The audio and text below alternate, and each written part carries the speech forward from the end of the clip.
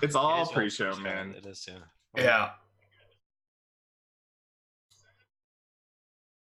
Off on Saturday, so he should be coming. Yeah, he'll be here. Sean is notoriously late. Although I say that, and he's been on time to my Saturday game the last couple of weeks, and other people have not been. So I was going to wait for him to arrive before I asked about that. But how's it going? I am very inexperienced as a presenter. And so I've made a lot of mistakes early in the show that I would like to have done differently, right? In the way I present the show, in the way I drive it. I kind of thought in my naivete that it would be just like running a game around the table that I've run a million times. And that's not really the case. Like, the dynamic is just different online. And I think we muddled through that pretty well for about 15 or 20 episodes.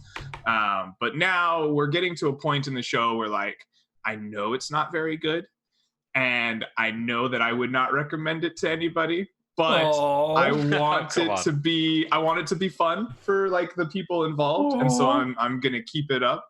But no, I would really like to do it differently, because when we play online, it's just a different experience. I would like to be much more, when I DM, I'm very much I sit at the table and I say, what do you want to do? Right. And then my players will do a thing, and then I'll just kind of react to it. And it's a little more of an off the cuff style. And online, that turns into a lot of, I don't know. What do you want to do? I hear that. Yeah. Hey, Sean. Mics are hot. Hi. What's up, Sean? You look different. You sound tired. Oh, that's just the sickness. Yeah, it's the illness. Yeah. Oh. I like the shocked Pikachu face. It always makes me laugh. So, I guess welcome to Chit Chat, everybody. Hey, welcome to Chit Chat. I should probably open the stream up. What are we going to be chatting about? I don't know. Well, clearly, Neal Chat has been deprived of our Wheel of Time discussion. I mean, there's so much to talk about. God, we haven't had... And Ryan conveniently got the hell out of here, so there will be no complaints. What book was I on last time I was here? 5? Oh no, I was way ahead of that. Oh. I would guess I was on 9 at least. The best part about the Wheel of Time discussion is Sean and I have converted Faye to the Wheel of Time lifestyle. Yes. And so now we have a third convert. It's growing, Neal. It's growing. Yeah. One of these days I'm going to get Ryan, and then it's all over. Well, if you can increase the Wheel of Timers by 50% every year, in 20 years, there'll be a lot of you. Yeah. You know, it might actually be a Wheel of Time discussion. Did you see the casting choices they made for the TV show, Greg? No, I have not. It's an Amazon show, right? So I just don't hear about it much. Yeah, no, I only hear about it when I look up their Twitter specifically, but they've announced a whole bunch of the major characters so far. It looks pretty cool. Let me find it.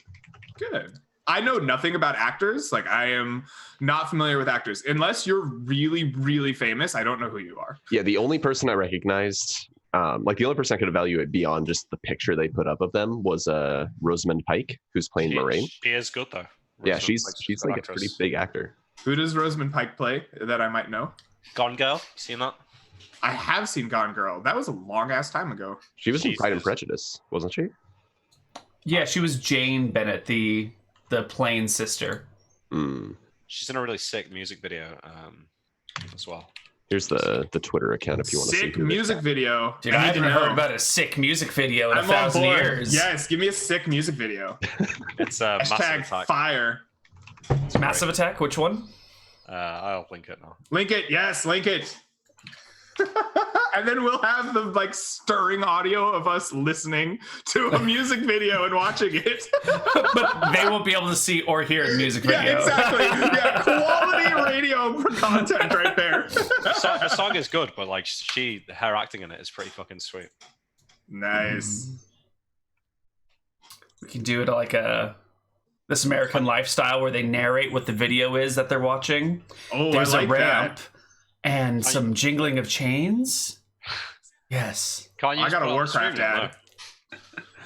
And a woman in black is walking down the ramp. It seems to be slick with water. There's a clicking noise. It's about to get weird real soon. Yeah, so far this is a real cracking video. It's super sick, guys. It's about to get weird.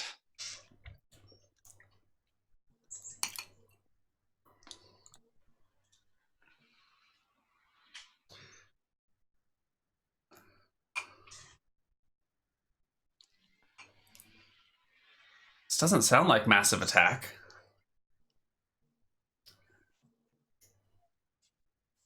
Yeah, it's a bit different, isn't it? I don't know. Yeah.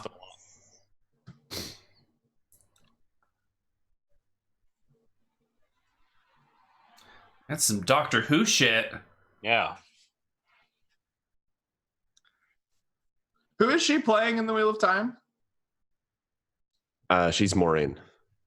I see it. All right. Is that I'm on the board. main character? No. No, but she's Moraine is the blue Aja Aes Sedai that kind of like initiates the plot. Yeah, she's like the only competent person for the first 2 books. Yeah. Exterminate. Definitely. It's one of those like little people from the end of time that comes back to take over London. Is she trying to eat him? What the fuck is she doing?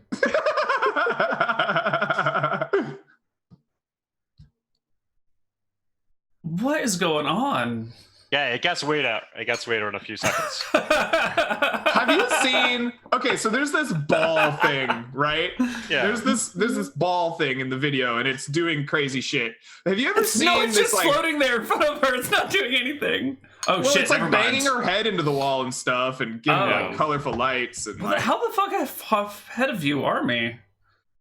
Jesus. Greg watches all the videos at 1.5. Wait, I've been skipping through the video to get like highlights of it.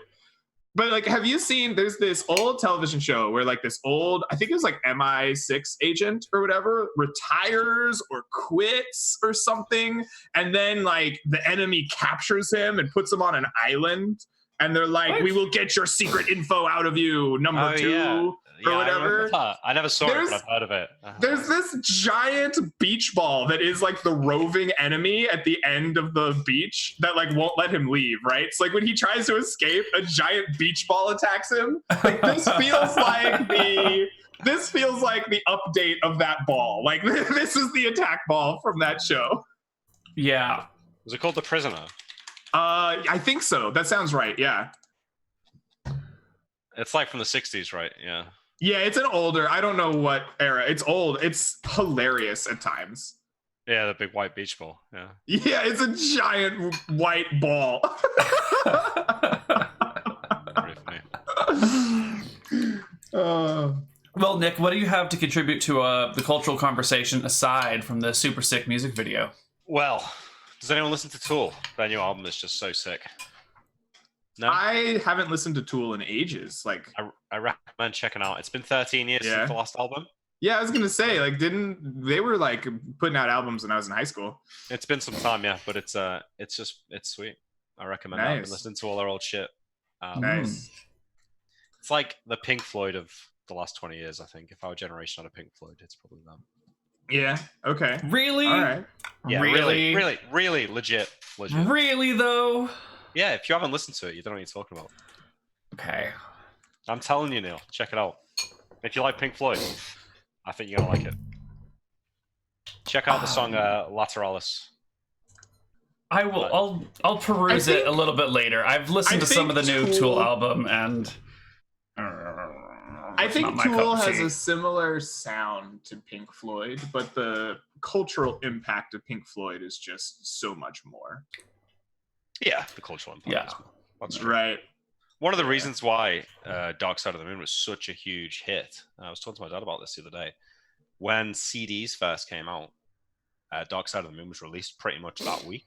So everyone who was buying like a CD player when CDs first came out was buying Dark Side of the Moon.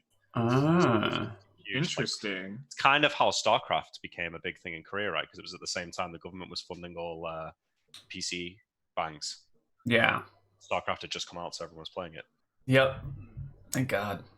I'm trying to find a meme from Tool where they have the lead singer and they're like, and like an actor, and I can't remember what the actor is, so I can't do this justice. So that's why I'm trying to find it. But it's like now and in 20 years, and it is the funniest thing I've ever seen. I want to find this. Another badass Tool fact. Has anyone seen the video where he's like singing a song on stage, painted blue, the singer, and this guy gets on the stage somehow and starts like cheering, and the singer goes like to hug him? No, I've not seen that. Also, that sounds very dangerous. That's like the one time Messi hugged a fan. And I was like, what are you doing? Stop it. Yeah, but he chokes him out. He choked him out. Whoa! I missed that part of the story. Yeah, he goes for the hug, and when the guy goes to hug him, he like fucking judo flips him, and then gets him in a really naked choke. And then finishes singing the song like while choking the guy out. It's badass. That I'm going to find that. That sounds hilarious.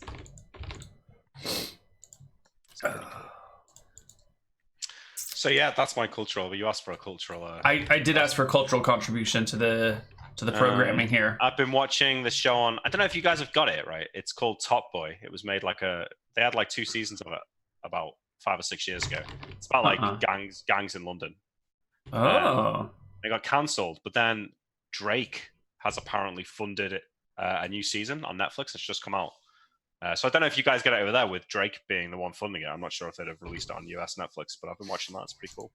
It's called what? Top Fool? Top Boy. Top Boy. Sorry. Yeah. Sorry. It makes me want to speak in like London, like slang. Yes, bruv. There's a drug movie that takes place in London, and I can't understand it for the life of me. It's an old one. It's like famous.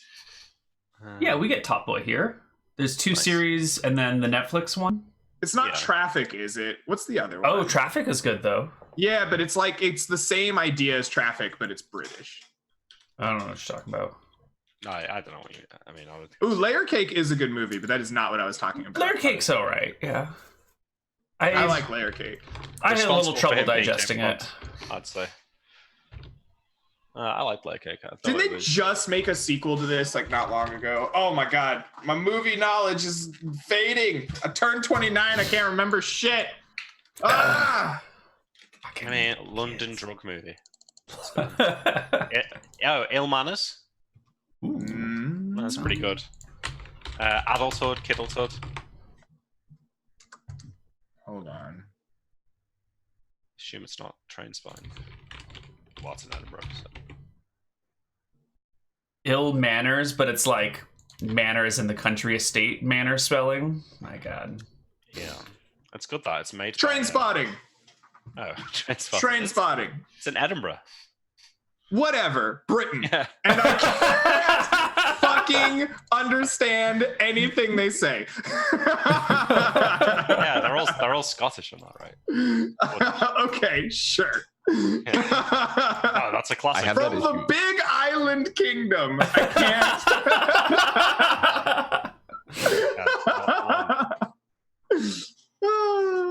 I have everyone in chat mad at me. Okay, I'm sorry. I don't know these things. I have that issue with Lord of the Rings. Like they just start talking British, and I can't understand what anyone's saying, and I have to turn the subtitles on.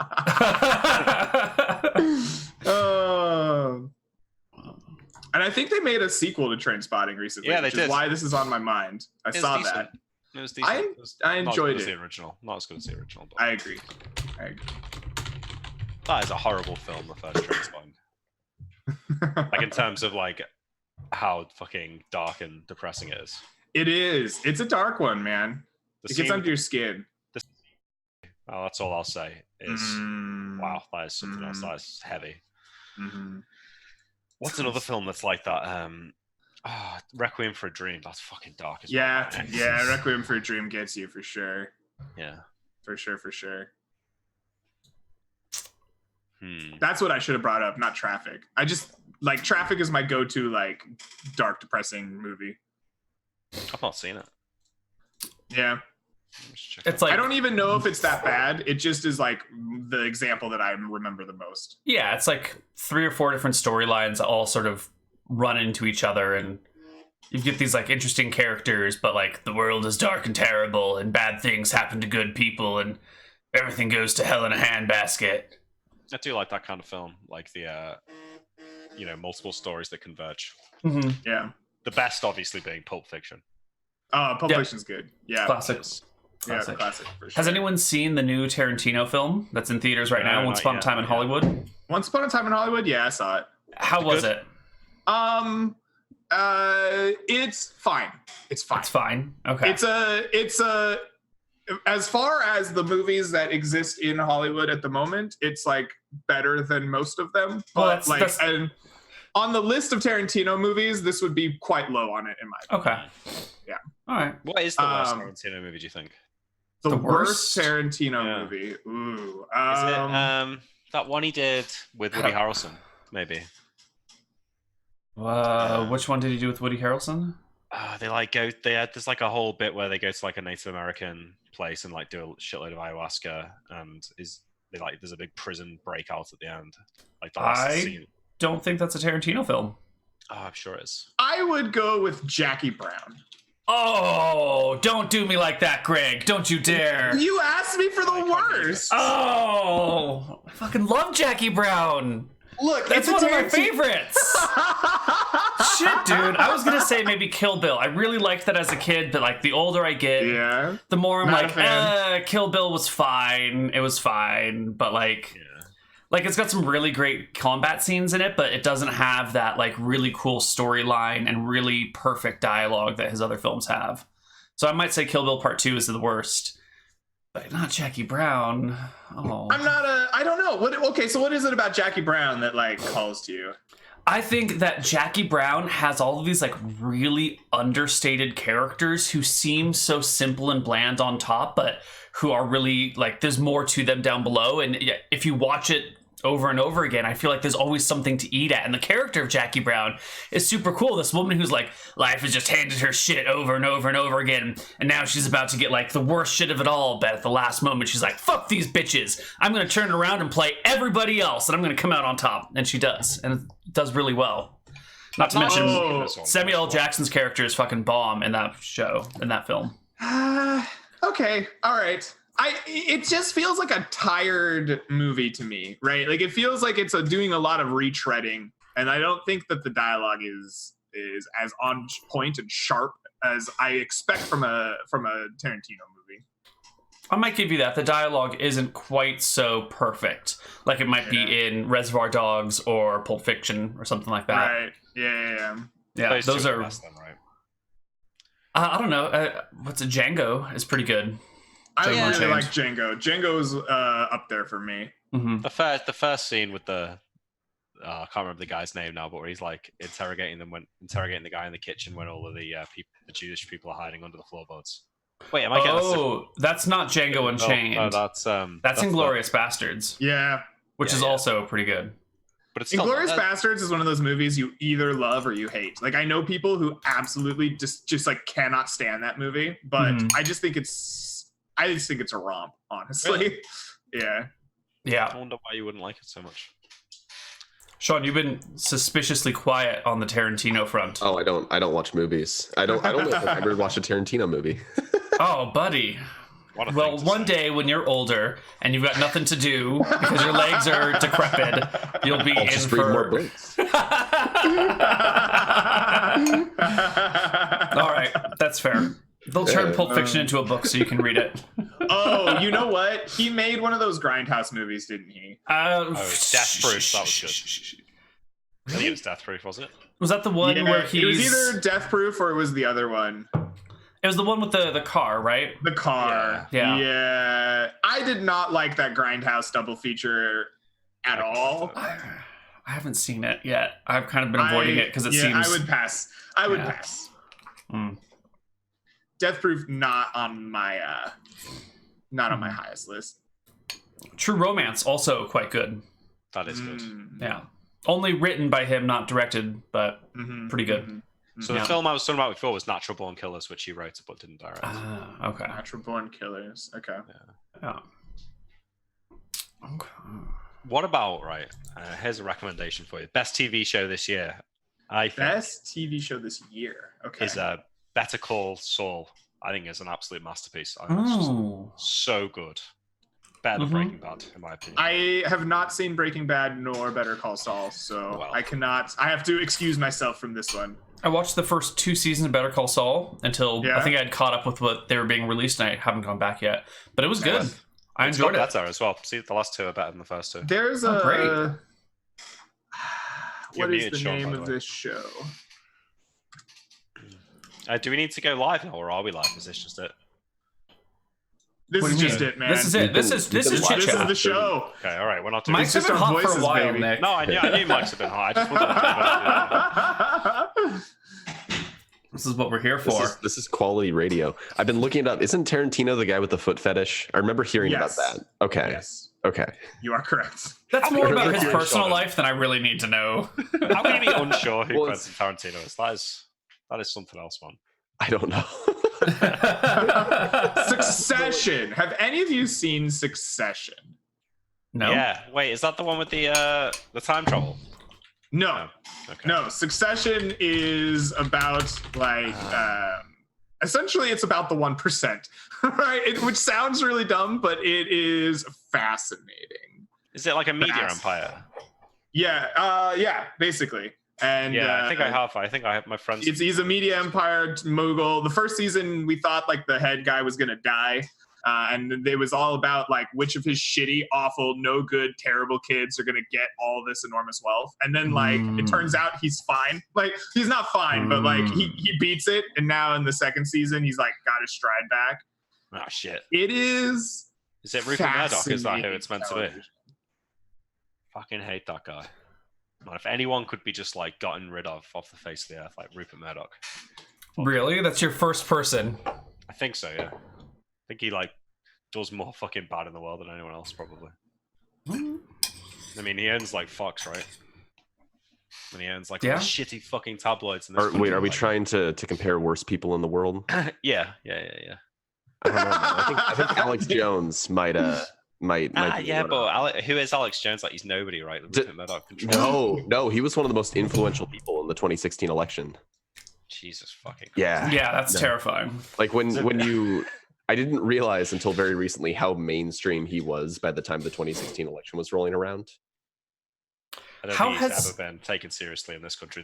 He got invited on the BBC once, and it's like such a great clip. Like they're interviewing him, and you can just see the hosts like, "Holy shit, this guy is actually insane." Oh yeah, no, he's. And they try to like cut away from him to like go to the next section. He's just like screaming about the Bilderbergs and the BBC being like fucking Nazis, like over the top of them. It's like, wow, this is what happens when you invite an American. But hasn't his? Thank you very much, Nick. Hasn't his divorce trial sort of like thrown cold water on all of the shit because he's had in the trial like come out and he's being sued by like 8 different people right now for varying kinds of like defamation, like the Parkland shooter parents and the Sandy Hook parents and Sandy Hook. I got the name mixed up. Yeah. There's so many mass shootings at this point. People do, man. People take him seriously. It's weird. He lost a lot of viewers after he got deplatformed everywhere, but for a long time, I think he was in like the tens of millions of regular viewers during the during the 2016. But do you think people that listen to him think like, okay, well, I don't believe all of it, but I believe some of it, or do you think they like buy into the? No, so some people listen because they think he's funny, but he has a lot of people who like have a general like interest in conspiracy theories, but aren't quite as off the deep end as he is. And then he has some people who he's inspired to commit mass shootings. So, he's got like the whole spectrum of listeners. I would say though that someone like Rupert Murdoch, who's controlling Fox News and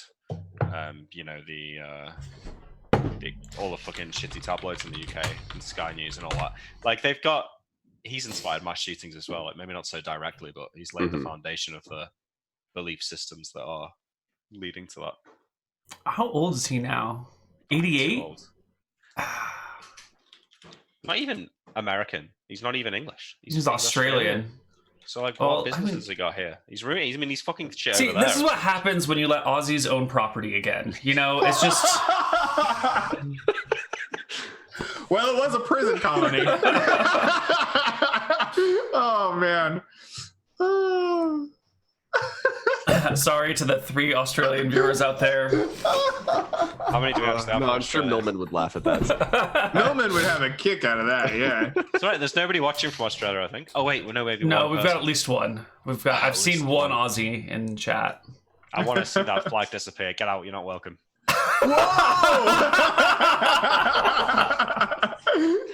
No, that's not true.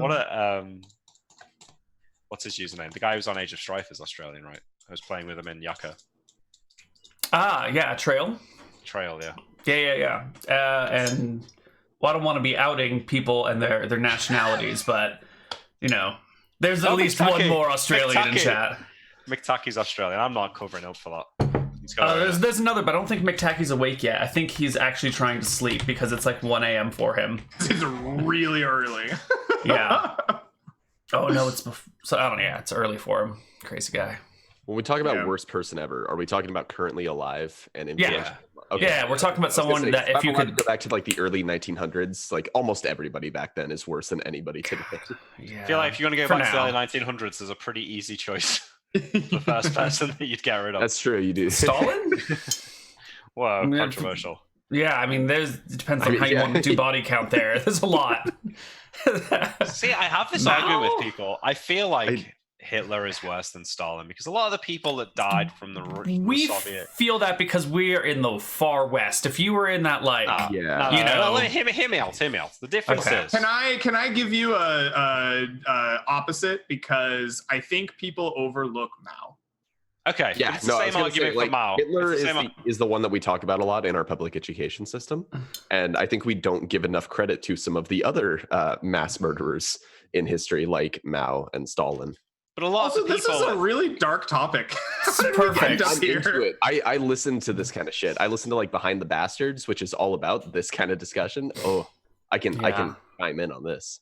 Yeah. But is it not true, right, that a lot of the people that died under the Mao's regime and Stalin's regime was more from like poor management and famine than it was there was like there was, but the goal of trying to exterminate a whole race of people and actively like setting out a plan to do that seems to me to be worse than just... I mean, so I guess we got the difference between like evil intent and like evil outcome. Because I'll agree, if you want to like build infrastructure to murder people and like go out of your way to commit genocide, that evil intent is worse.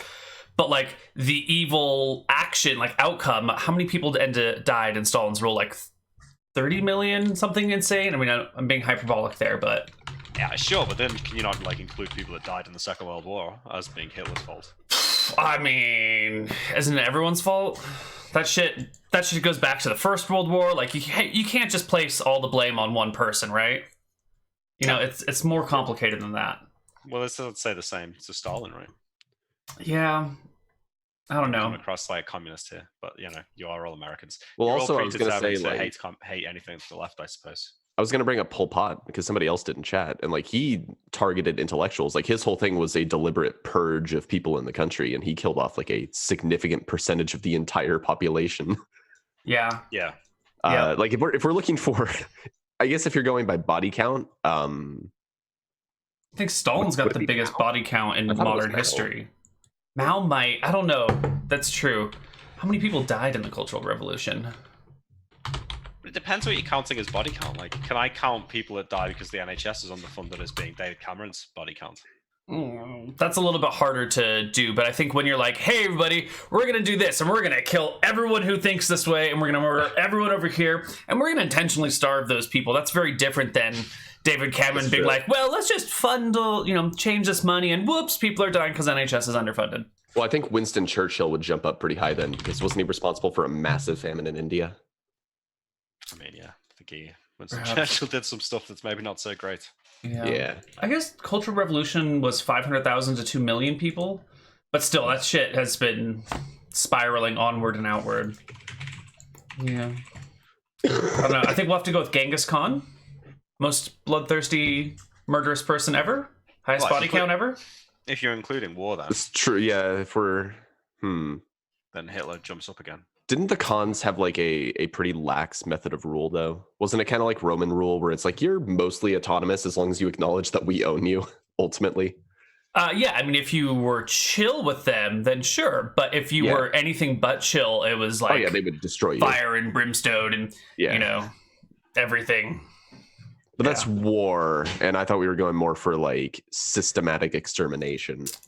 That's true, but I think a lot of the Genghis Khan stuff comes from him saying, like, submit to me, and then people say no, and then it's not just like, we're going to fight your army, it's like, we're going to destroy your town, burn it to the ground, destroy everything, kill everybody in it, and then, like, scatter the bricks so no one will live here for a long time. Like, it wasn't just war, that was, like, full-fledged, if you do not obey, then genocide to your people. You know, and that bridges the war, the gap, I think. Anyway, terrible people. Yeah. Woo! All right, are we through that topic? Did we make it? I think we came out the other side. We're still alive. Oh, so I've been. Greg's been so uncomfortable this entire I've been watching time. Football, and my fantasy team is rocking right now.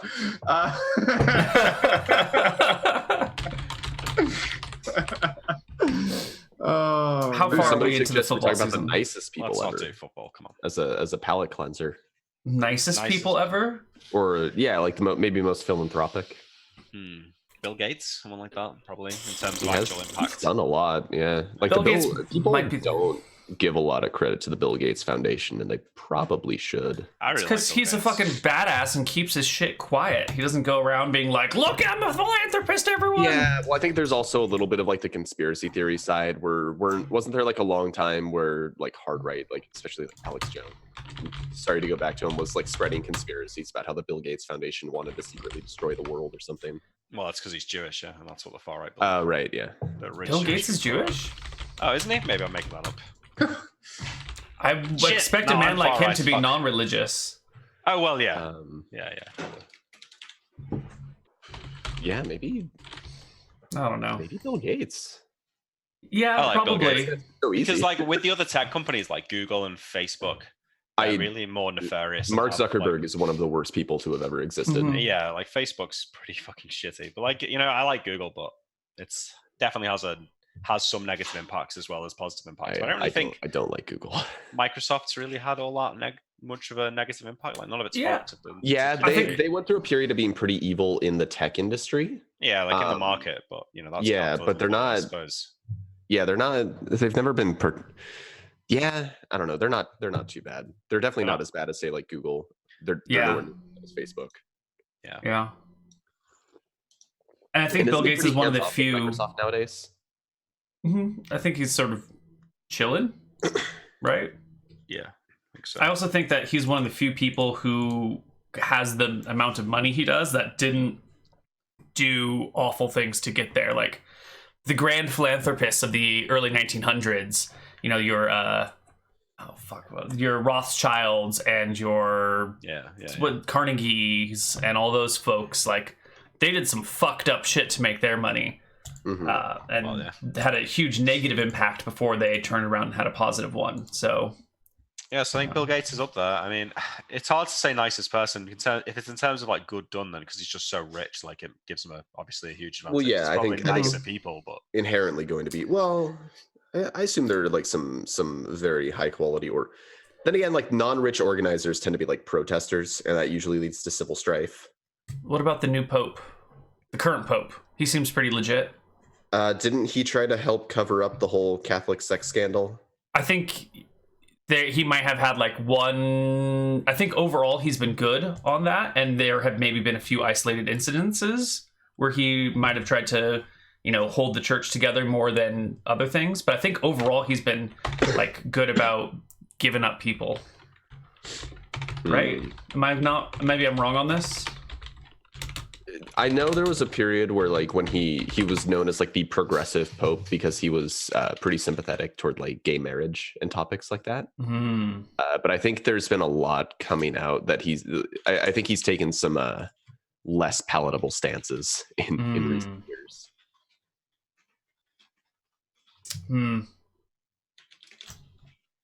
And really, like when you're hiding like a pedophilic sex scandal inside of your church, you can't really like overlook that. Yeah. Well, that shit's been going on a long time. Terribly so. Greg, who do you think's the nicest person ever to have existed?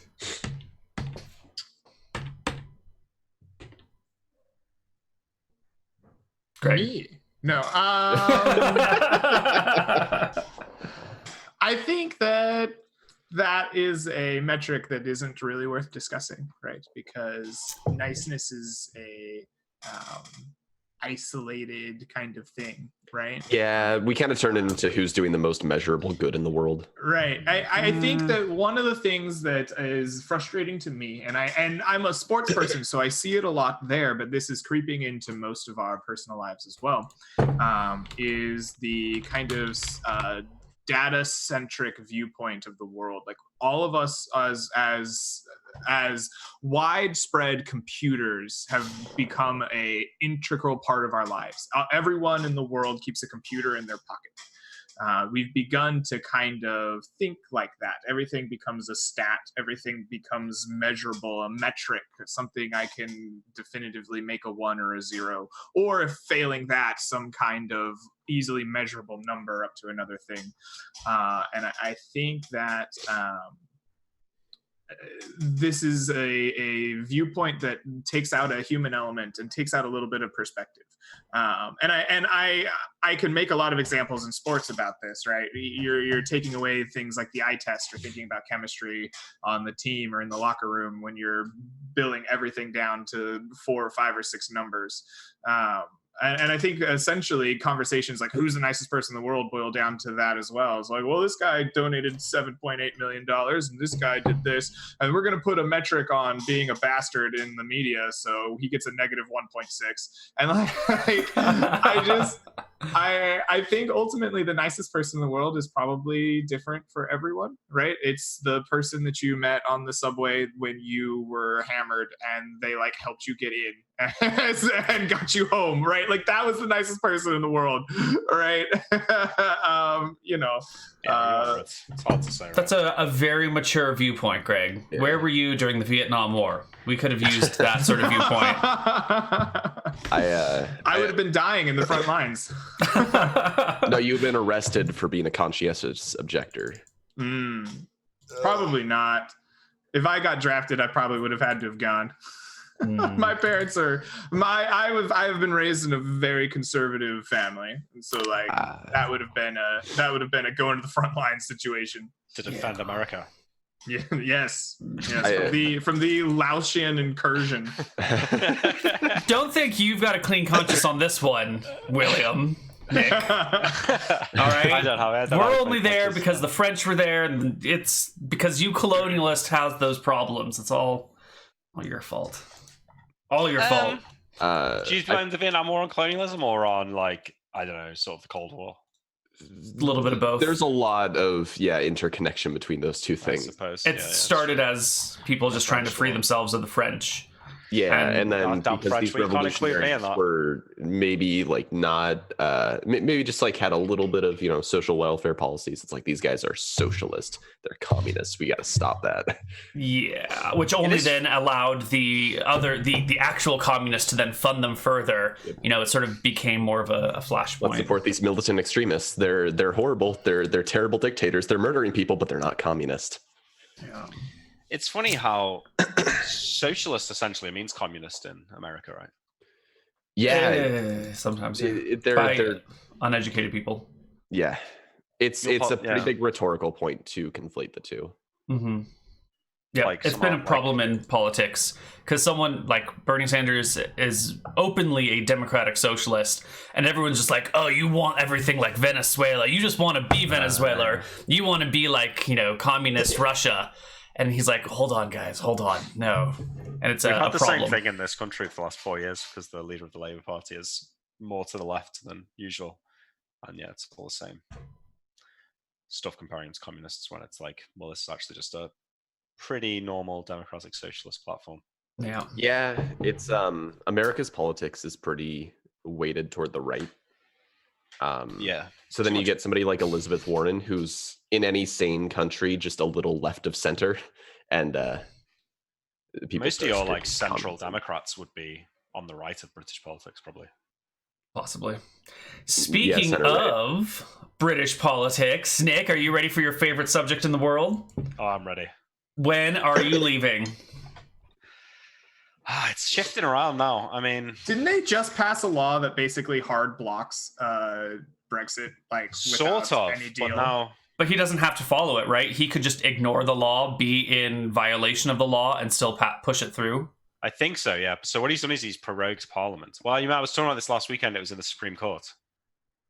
So the case is going to be it's finished, but they're going to give a judgment next week. So if it's deemed unlawful, then he's going to have lied to the Queen, and also Parliament will have to be recalled. So the law that Greg's talking about is by the 17th of October. If no deal's been agreed, he's got to ask for an extension. So there's talk is like, is he going to try and bring back Theresa May's withdrawal agreement, and basically see if Parliament will vote for it now, just because the deadline is so close, or will he just refuse to follow the law, potentially like go to prison, or like will he just like when Parliament reconvenes, will he just prorogue it again? Because like one of the main arguments in the Supreme Court now is that the prosecution's argument is basically saying there's no set time limit on prorogation. Like, as in, it's usually 1 week, but there's nothing to say that it can't be like 5 weeks, which is what they're arguing about at the moment. But if the court rules that it's not a legal decision, it's a political decision, and therefore the court has no say in it, then what's to stop the next prime minister just proroguing it for like a year or for like 3 years? Like, if there's no law against it, then how can it be stopped? So that's kind of like the main argument of the prosecution. At this point, what do you have to go through to get Brexit to like be hard spiked? Well, like, right would now, you have to go through another referendum? No, it's in the law that says on the 30th of October, 31st of October, if there's no, like, we just leave on the 31st of October. So if no deal has been made before then we cease to be a party to the European treaties. And that's what's being called a no deal. That would Brexit. cause your economic collapse, right? So yeah, it would. Yeah. You have a law that says on the 31st of October you're going to break from the EU, but you also have a law that says on like the 12th of October you have to ask for an extension to not break from the EU. If there's no deal in place, if there's no agreed withdrawal agreement, which is the problem, because Theresa May brought a withdrawal agreement back, and for various reasons it got voted down 3 times. Now, really, anything that's been defeated in Parliament 3 times, especially with huge numbers, which it was, it shouldn't really be brought back again. But at this point, like, if that deal is not agreed, there is no option other than to just extend or to no deal. And no deal is not a real option. I mean, like, to believe the polls, like 40% of the country want no deal. And like Boris Johnson, the Prime Minister, wants no deal. And Nigel Farage and the Brexit Party want no deal. And they're leading the polls, all these people. But they're not talking about like what it actually means to have no deal. Like, the treaties that we are a party to with the EU cover like so much, like, you know, military defense, security, like sharing, like just normal trade terms, fishing rights, like all of these things can't just be non-existent overnight. Like, I was just speaking to a guy at work the other day who is a trustee of a pension fund in the chemicals industry. He was telling me how like the EU have these laws so that if you do research on chemicals, you have to sell that research to other chemical companies that want to buy it. Like, it's forced research sharing to increase efficiency in the market. If we leave the EU, we'll no longer be a part of that, which means all of our chemical industry will be, you know, disadvantaged. We'll have to do all our research ourselves. We're not going to benefit from the sharing. And to make it even worse, the regulatory body that monitors the chemical industry is a European body, which we obviously help fund and are part of. But we don't have that same thing at home. So when we leave, we won't have a regulatory body that manages the chemical industry. It won't exist. Like, how can that be a tenable position? And that's not just chemicals. It's like basically everything. Yeah, Brexit seems like it was built on this very big stance of isolationism, which doesn't really take into account that that's not how the world works anymore. Yeah. Well, it's like the new political lines are what globalism versus nationalism, I think. Yeah. Well, yeah. Well, Greg, you had some topics for us. I think we've exhausted all the boring ones. Yeah. Do you want to get us off like the darker, depressing? This chit chat went in a much more like serious, dark tone than the last one did. I pushed this. Yeah. Let's bring the entertainment up factor. Well, you're asking the wrong person. I'm a boring soul, but anyway, I do have some topics prepared. As we are a D&D channel, I try to keep them a little bit D&D focused, and I thought that one of the best possible things we could talk about are Dungeons and Dragons peripherals. And so I think we should open up today with just a basic topic to anyone who wants to answer it. What is your favorite Dungeons and Dragons peripheral to play with? Either on a live game, like in person, or on the online internet. What do you mean by peripheral? Peripheral, an accessory, an accoutrement, something outside the core necessary, like dice, character sheet, pencil. This right here. This is my favorite peripheral. Can you hold that closer to the camera? I can't tell. It is a dice tray. Yeah. Yes. With a nice mouse pad in it so that the dice don't clang really loud when I roll, and it doesn't like deafen everybody. And this way my dice don't fall everywhere. I don't forget what I've rolled and put it, because I used to put shit on my keyboard, on my monitor stand, and on my mouse pad, and then I'd like knock shit around. But now with this handy dandy dice tray that is engraved with this thingy on it, I don't have that problem anymore. Nice. That is my favorite peripheral. All right, my favorite peripheral: paper, like a notebook, pencil. That's it. I really hate most of the peripherals out there because they're either like really gimmicky and kind of pointless. Like I can see the value of a pencil, right? Because if you're, throwing your dice and bouncing them off the table, I can see some value in chain them in. But there's like dice towers. I saw this weird like initiative tracker that used like magnets to move people around like tokens on an initiative board. And I remember just looking at that, like, just write people's initiative names down. Like, it's not that hard. It's really not that hard. And I don't know. I don't. A lot of the peripherals feel like they're trying to solve problems that don't really exist. Yeah. It feels like people are into this game. How can I make something that I can sell them that they can use for this game? And it's like, well, I don't need any of these fancy things, right? I will say the magnetic initiative tracker we did use once at the Ancient Wonders game shop before it died. And that was really kind of a fun way to get a table of 8 or 9 people to like be on the same page, right? We'd roll initiative. Everyone would be like, "Who's got X to X?" They'd throw a little like magnet up. "Who's got X to X?" They'd throw some magnets up, and then like you just like quickly see it and track it. I thought that was a really fun thing to do for kind of like a public table, especially a large one to help keep track of what was going on. Mm-hmm. Oh, I do a little less tongue-in-cheek. Hackmaster goes on a second system, which is a real big pain in the ass in some of the longer combats. So I got like those like clickers that you can use to count up. Like my dad used to use them back when I played baseball to count the number of pitches I'd thrown. Yep. Yeah, Mm-hmm. I use one of those sometimes now to know that we're on in Hackmaster, because sometimes it just gets hard to remember. Nice. So there's a peripheral. I think I'd probably have to choose Roll20. Okay, yeah, I definitely had specific Roll20 like questions prepared. So tell us about Roll20. What is it that you enjoy about it? Well, it just seems perfect, right? I mean, I don't know, because I've not really. I mean, I've played in real life as well, but I can't imagine playing online without Roll20. It would just be so much more awkward if you didn't have a shared dice roller, a map where the DM could draw. Like even if it was just pen drawing and the rolling, which is kind of what it was when we first played Hardcore Heroes. That's enough, right? That's enough. Mm-hmm. Yeah. The shared dice roller, I think, is a very big feature. Of all the things Roll20 does, I really like being able to see what everybody is rolling and doing. part of the fun of Dungeons and Dragons to me is everybody getting really excited, seeing the dice roll on the table, and like, oh, you never know what crazy thing can happen once the dice start clattering. And it's not quite the same with Roll20, but being able to see what people are rolling still gives you a little bit of that excitement that I think sometimes you would miss without it. Mm-hmm. Yeah, when I run in person, I roll dice in the middle of the table because I agree. Like people should just see what you're rolling. I try to do that with Roll20 as well. On Seekers, I try to roll everything kind of out in the open. I've been rolling more dice behind the camera now because it's just helpful. But I do kind of believe that there's a lot of fun to be seen in the dice. Yeah, I do occasionally hide rolls, but that's only when the outcome is supposed to be a secret. Yeah, like by the mechanics of the game.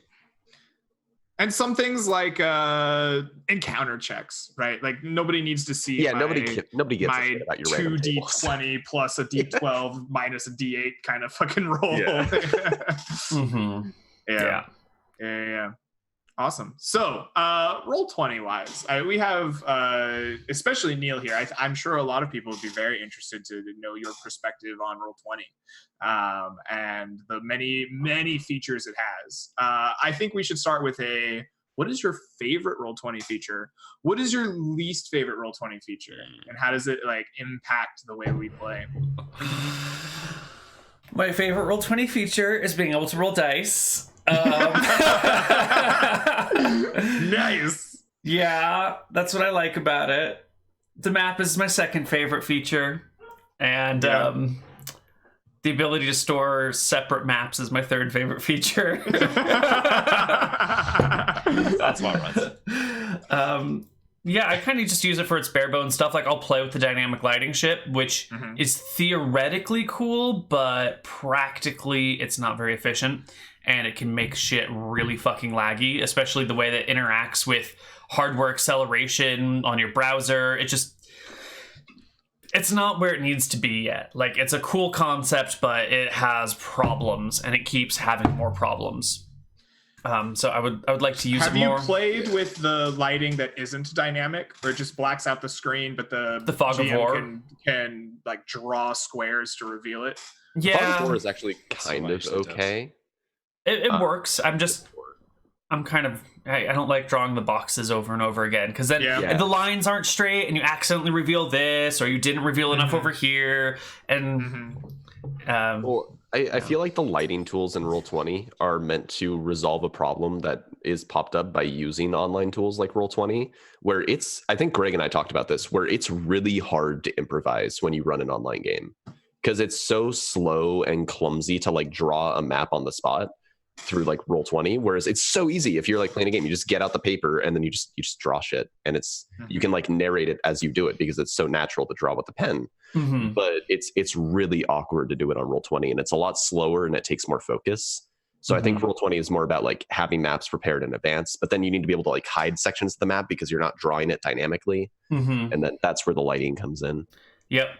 I hear you. See, but I've been playing in real life recently, DMing. And I've been drawing my maps like when I've got some downtime at work and that.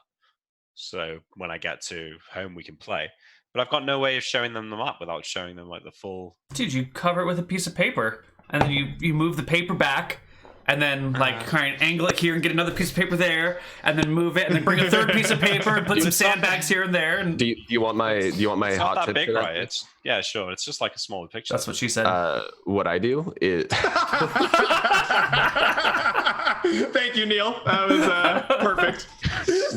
I do, I draw flowcharts before the game, and then so like a room is a bubble, and then hallways are lines, and I just use that to show the rooms and their air connections. And then when I'm at the game itself, I draw out the rooms because they don't need to know what a hallway looks like. Who gives a shit? They use the hallway to go between rooms. So I've been struggling with the map issue because I've been running a D&D campaign on my Twitch channel. And one of the things that I've learned is that Twitch makes the game different than real life does. And one of the things I've been struggling with is when I play, I have two kinds of maps. I have the one that I think is really important and I draw in advance, kind of like the way you're talking. And I make very detailed drawings, and I try my best to exert my like felt pen dominance and make things look good.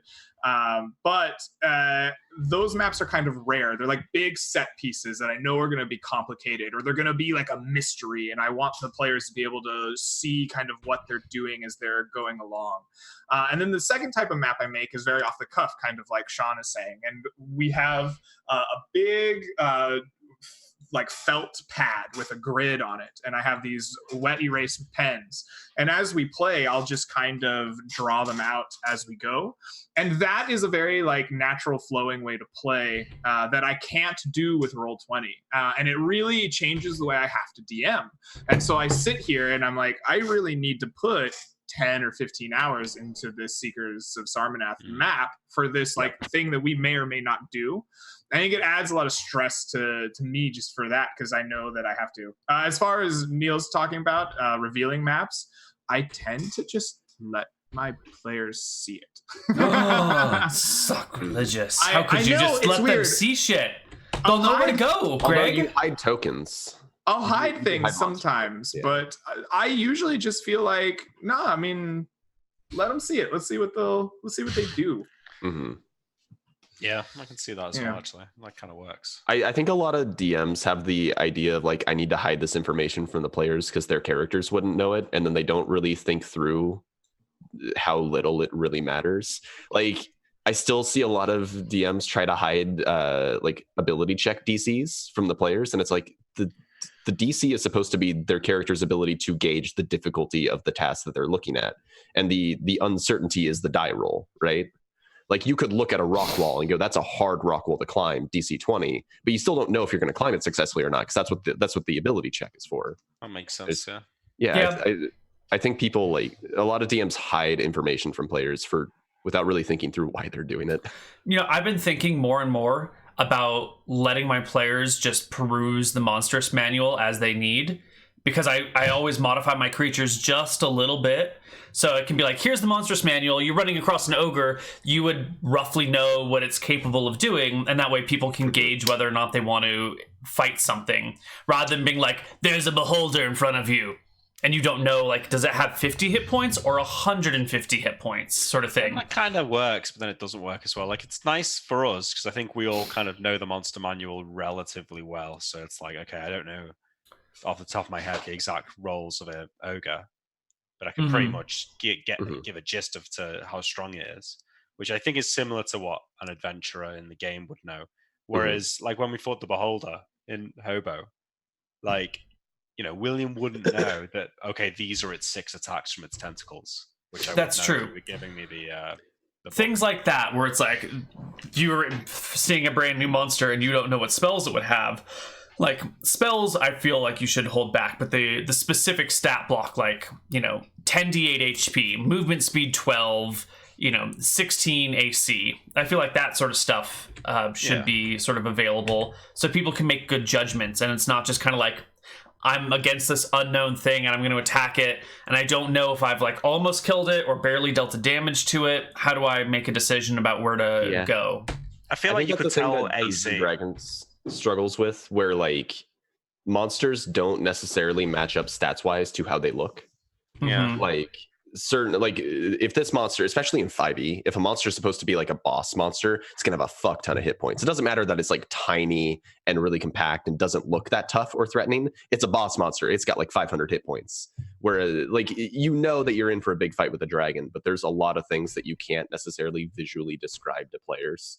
I like to think Sorry, go on, Greg. I like to think of outside monster knowledge as like folklore. If I was a modern day adventurer and I ran into a vampire, I wouldn't necessarily know its exact traits, but there is hundreds of years of folklore about vampires. There's a lot of things that I would try and potentially be very successful with. I mean, Dapper Vlad in chat would have to tell me how close I am, but, you know, running water, stake through the heart, fire, holy water, you know, signs of the Roman Catholic Church, or any holy symbol, I guess, really, depending on your persuasion, right? Those types of things are, I think, the same idea of having a basic knowledge about beholders. You're like, well, I don't know if this is exactly true, but the rumors and the stories and the things that crop up, the folklore of the land tell of the beast that counters magic and it shoots powerful magical spells from its eyes, and it comes from a world of dreams. And I've always thought that as long as my players aren't specifically calling out like the mechanical effects in game of the monsters, I don't really care what like kind of outside knowledge they use, because it's kind of like, you know, that folklore. And maybe it's right. It's nice to be right sometimes, right? You hear a story about a werewolf, you're like, I'm going to shoot it with a silver bullet, and it dies, and you're like, yes, I feel fulfilled. Like that worked the way I thought. I liked it. And sometimes you stab a vampire through the heart with a stake, and Dracula pulls out and goes, ha ha ha ha, ha, you thought that would kill me, right? Like I think it's good in both ways. So I like to allow my players to brew stuff like that, as long as they're clearly not just, you know, hammering the mechanics of it. I think it's fun. Well, I think another part of it is like, usually the part where you don't know what the monster does is the least interesting way to engage with the fight. Like the most fun way to build an encounter is, okay, you know what this monster is going to try to do to screw you. How are you going to play around that? Yes, exactly. And having some ability to counterplay is really key to having fun encounters, I expect. I think there's also room for that, like, you're running across a thing and you have no idea what it is. I mean, hopefully it doesn't kill you in this situation, and then you can be like, oh my god, it's got a paralyzing ray, and it's got like a, you know, a breath weapon, and it's got a charm gaze, but you somehow manage to like defeat it, or it like pushes you back and goes off to do its own thing, and then you can come back and re-prepare. So I think there's room for like, you have no idea about its secret abilities, and also room for, I understand something about this creature, and here's how I'm going to counterplay. And then on the far side, like, I've been researching this, I've been spying on this guy, I'm ready to finally overcome the final thing. That's the other thing too, is I think as editions have changed, there's been a lot less emphasis on like scrying and frying. And that used to be a big thing, is you wouldn't just go and fight something. You would scry and use divination and figure out where it's going, what it's doing, who it's talking to, what its weaknesses are. And then you would teleport in armed with scrolls and magic, and you would just lay into this thing. And as D&D editions have progressed less towards... more toward the idea that you should be able to beat anything you come across. Right. More as like a daily, kind of like a monster of the week. More of a straightforward action game. Yeah. Yeah. It becomes less about preparation and more like, I have these tools. They are what I rely on, and they will get me through everything. Which, to the game's credit, they do build that into the design. There's a lot more active stuff to do in combat in Dungeons & Dragons 5e, whereas like compare the Battle Master Fighter in 5e, which gets all those cool tactics that they can use in a fight, compared to just like the basic, you know, 2 attacks per round you get in 2nd edition. Like they're different designs in terms of how to approach combat. Yeah. So you're a new DM, Nick, right? This is kind of how long have you been doing it? I DM'd a little for about a year before Hardcore Heroes. Okay. Okay. All right. But I've never done like loads and loads of prep or anything. What are your thoughts on your players grabbing the monster manual, having a little knowledge? Well, the people I'm playing with now, like, it's my girlfriend and like 2 of our friends. They're not the type to look at the manual. or even if they did, they wouldn't understand what they were looking at. Yeah, I don't think most of my players would cheat just because they can't be bothered. Nice. Alrighty. So we've talked a lot about some of the like map making in Roll20. What about other online tools, right? PDFs. I know that D&D Wizards has created kind of a like almost database that people can log into with an app and use. Third-party map makers, third-party random generators. What are any thoughts on you know, Kobold Fight Club Roll20 tools? Kobold Fight Club. That's where it's at. It is Yeah. a let me link you all this shit. It's kobold.club is the URL. And it's got like a database of all the monsters from 5th edition, and it has a whole bunch of like drop downs where you can categorize them by CR, by type, by size, by environment, alignment, yada yada yada. And I think it's designed for like building encounters and calculating their CRs so you can put them against your party, which is not what I use it for. I use it just for its ability to search through monsters, and I can be like, I need an undead creature around CR3, like broadly. So then I'll search for undead, like minimum CR1, maximum CR5. And then I can scroll through and be like, here are the, undead stat blocks that I could use to make my new undead creature. And it's just a really good way to like quickly search monsters rather than having to like flip through the monsters manual or try and remember shit on your own. Very nice. My favorite would be Donjon. Okay. Classic. Yeah, I'll put that in chat for people who don't already know it. I imagine most people do because it's the best thing ever. But it's just like a massive like repository essentially of random tools.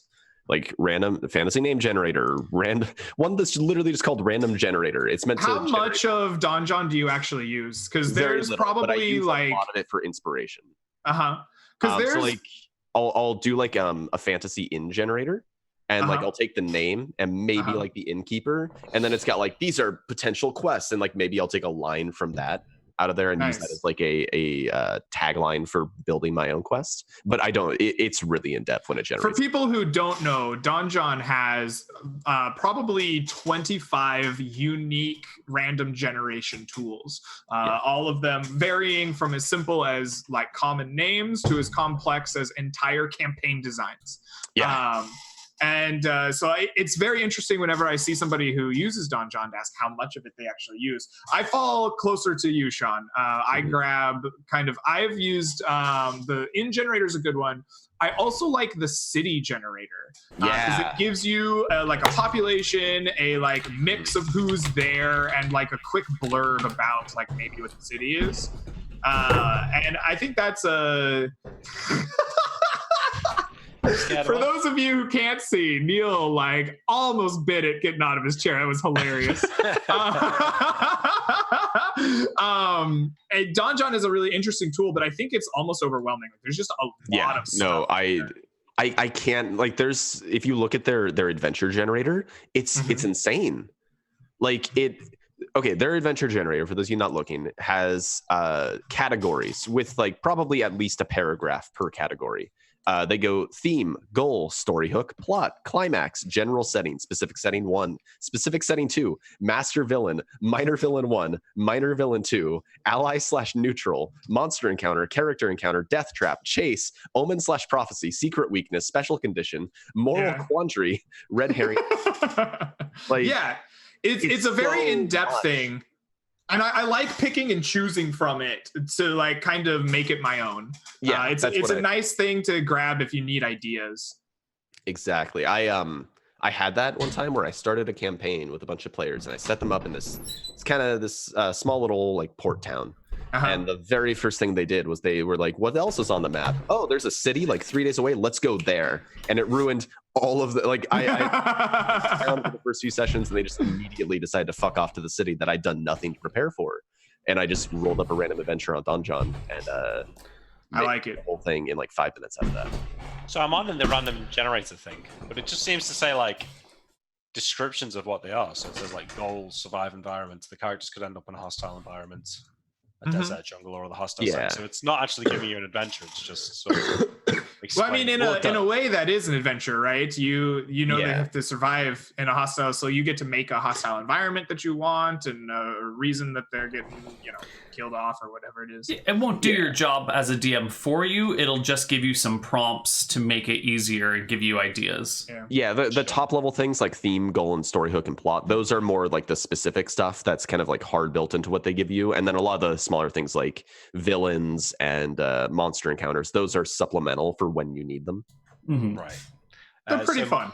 My thing I would pick is the one-page dungeon contest. Have you guys been on that? Oh, I have not actually. What is that? It's like every year, like people submit like one-page PDF of like a whole sort of adventure, basically. And some of them are like so sick. I mean, they're not always like set in an edition or anything like that, so you kind of have to. You could have a go at this, Neal, I suppose. What is it? It's just a one-page dungeon contest. One-page adventures are pretty fun. I don't know about this specific contest, but there's a lot of one-page adventures that you can purchase. And I love grabbing adventures and campaign books and other things, just so that I can see them and see the inspiration that other people have had, and I can work that kind of stuff into my games. It also, a single page adventure is a really good kind of like filler thing, right? Kind of how Sean was talking about his players decided to F off and leave his planned material behind. Well, a great thing to do for a session like that is to go into your GM binder, pull out one of your one-page adventures, and you've got something for them to do at the table that day. And I think that's a really cool thing. I'll definitely have to check out the site. It's cool. They do it every year. So like each year there's like a winner and then like say 10 runners up or something. That's cool. Cool stuff. The things I like best about things like that too are like the tables and maps they give you. They almost always have a map, and I can use that. I can use it without the adventure. I'll just steal the map for something else I'm doing. Yeah. Or like they'll have a name generation table or a loot generation table or monster encounter generation table, and like those tables just get thrown into a lot of stuff that I run, even if independently of running that particular adventure. As a bit of a tangent, can I bring up a thing I've noticed with adventure design, particularly in Dungeons and Dragons? Tell us. I've noticed like the books essentially tell you to treat adventures like build a bunch of encounters, think up a reason to string them all together, and you have an adventure, which is, I think, a terrible way to design adventures because it doesn't focus on like the story meat that is kind of the whole point of the immersion of a tabletop game. But then I noticed a lot of the published adventures are very focused around the narrative and don't really provide you with a good structure to account for the fact that you are playing a game. And I don't see a lot that really meets a good middle ground of understanding like both story structure and plot structure, but also understand the needs for like game pacing. I think that's because so much of it is up in the air to how the players respond. Like at best, I think a published adventure can give you like an outline of what the story should be and like maybe an outline of what the combat mechanics might be, but at the same time, like your players aren't going to run it the way that the adventure happens. I have run a few pre-published adventures, and it's always a pain in the ass to keep the players on the right track of what the adventure wants. And I think that's the problem with published material. Is you either need to railroad your players a certain amount, hopefully they can't detect it, or you kind of just have to like cross your fingers and hope that they're going to go in the right direction. I don't really have that problem. Like usually if you flag something, if you flag two directions for your players to take, it's very rare that they go out of their way to make a third direction. Like they'll usually just pick one of the options you give them. I guess, but I think that's sort of like the railroading is like you tell your players you can go to Redstone Keep or you can go to the Sea Cave. And when that is like railroading at that point. But railroading is the point where players feel like they can't make choices that matter anymore, right? Like that's hard railroad, but this is soft railroad if you only present them with two options. You know? But that's just the limitation of the fact that you have to make this fucking content for them. That's kind of like that's one of the more implicit elements of the social contract of playing a game with your friends. That's one of the more limited versions of having like a predefined adventure that you have to go through these steps, right? That's the beauty of homebrewed games where there is no particular end goal. Well, I think that there's a sandbox approach, which doesn't let you build carefully. Pre-prepped games will always be better than something you make up on the spot, assuming both are executed well. See, I think that in Hardcore Heroes, though, I feel like we did a good mix of both, right? I mean, it did feel like a sandbox. It did kind of feel like we could go where we want. Yeah, but there were also every now and again we'd have the adventure where Neal had like planned it out a bit more. And it was, like there were absolute times in Hardcore Heroes where we went exactly where you were expecting us to, and you had everything pre-planned out, right, Neal? Mm-hmm. Yeah, it was a combination of everything. Yeah, and that's how most games are going to go. Right, but when you have a pre-published adventure And like, let's take, what was that, the beginning 5th edition one, Lost Mines of Phandelver. Like, you show up in Lost Mines of Phandelver, and there's clearly some quest leads for you, but like, you have to sort of follow these specific things, and the story may progress in a point where you're like, really, this doesn't seem like that big of a deal, or like, I feel like this is fine, or I'm just not going to pay attention to, like, there are a lot of things that you can sort of skip over or ignore that are kind of core, like, I don't know. I guess I have problems, just generally speaking, with trying to follow a pre-made adventure guide, because it you know, so one person writes it with one style in mind, and then the DM is going to have a different style, and the players are going to have different styles, and it's such a subjective game. It's kind of hard to follow a recipe. Well, I think that a recipe is a good way to call it, right? Every mom in America has a recipe for cooking chocolate chip cookies. And every single one of those recipes is the same. They make chocolate chip cookies, but every single one of those recipes is a little different, because her mom put in some cinnamon, and her mom put in this much shortening, and this one did this, right? And I think that there is a problem with following the recipe to the letter. Like, I think in cooking, like, there's a little bit to be said for feel and touch, and, oh, it's a little brown, we don't need it for, 8 minutes, it's time, we can pull it now. Or like, ooh, I dipped in a little bit too much vanilla, we'll throw some extra this or that in there. Or, I think that's a big part of cooking, and I think it's a big part of running a adventure, especially a pre-planned one. Like, the plan gives you the adventure gives you the recipe. It says, these are the things that you put in it. But in how much and in how long and for what you want to do at the table, it will vary every time. I think I could run The Curse of Strahd, which is a D&D adventure for 5e that I ran for Adventurers League. And I could run that for 5 different groups, and we would have 5 different feeling campaigns. And I think that a lot of the pushback that I see for pre-written adventures are people who want to follow it to the letter. Like, these are the things you see, these are the things you do, this is the only things here. And I think that it's a starting point in a guide that you should build on naturally based on who's in your group and how the game's going.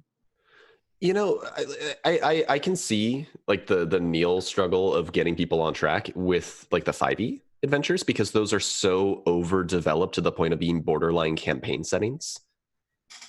But when you're looking at some of the smaller ones, because I usually run the smaller adventures for other games. I don't think I've ever actually run a pre-planned Dungeons and Dragons adventure. But for a lot of other games, I've run their pre-planned adventures, and those are usually like maybe 20 pages long and have like one specific adventure that they're supposed to do, and they're usually like 1 to 2 sessions. And it's much easier to get people to buy into, we're just going through what the game tells us to do. Generally, we're acknowledging we're going to do the job that the game has presented to us. That seems much more reasonable, because if your scope is that narrow and you're just like 1 or 2 sessions, you can easily get players to follow along with a 1 or 2 session story arc. But when it becomes a 10 or a 15 session story arc, then it's way too hard to keep players on track while still making them feel like they have choice. Yeah, and it's weird because that, like, the sort of smaller adventures was how D&D used to do it, and now they're like these massive 300-page books. Like, Strahd was the remake of Ravenloft, but even Ravenloft, which was kind of revolutionary when it came out and did all sorts of weird shit that other adventures didn't, it was like, what, 30 pages? I don't remember what the original Ravenloft was, no.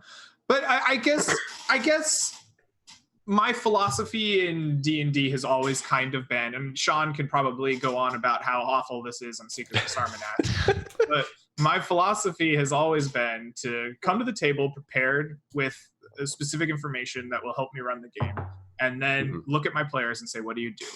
And then on Seekers and Sarmanath, they sit there for an hour and go, hey, Rose, how you doing?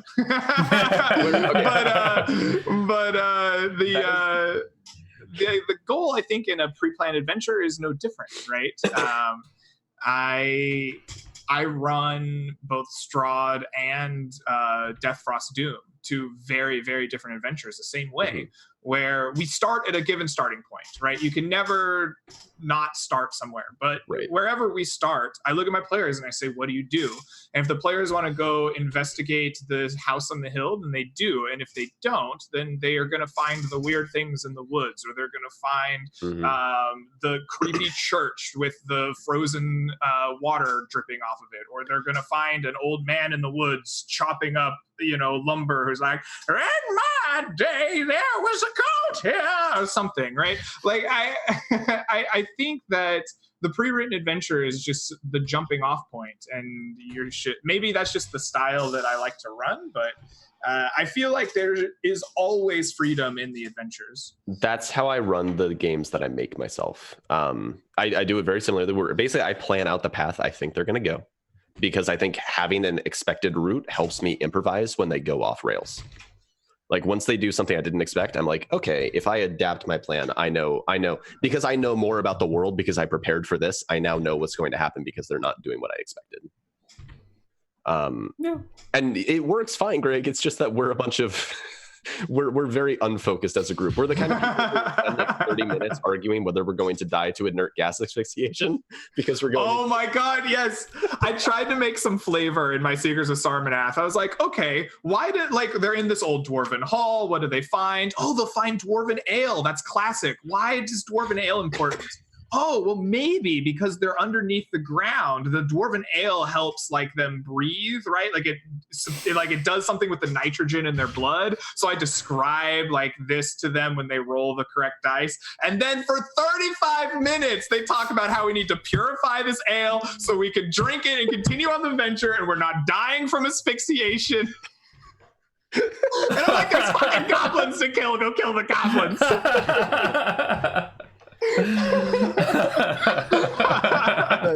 That's Secrets of Sarmanath if you want. It's basically we had a quest that we accepted from Greg, and then we decided we needed money, so we took a side quest that was going to be en route to that quest, and then en route to the side quest we got distracted by a 2-session long side quest on the way to the side quest.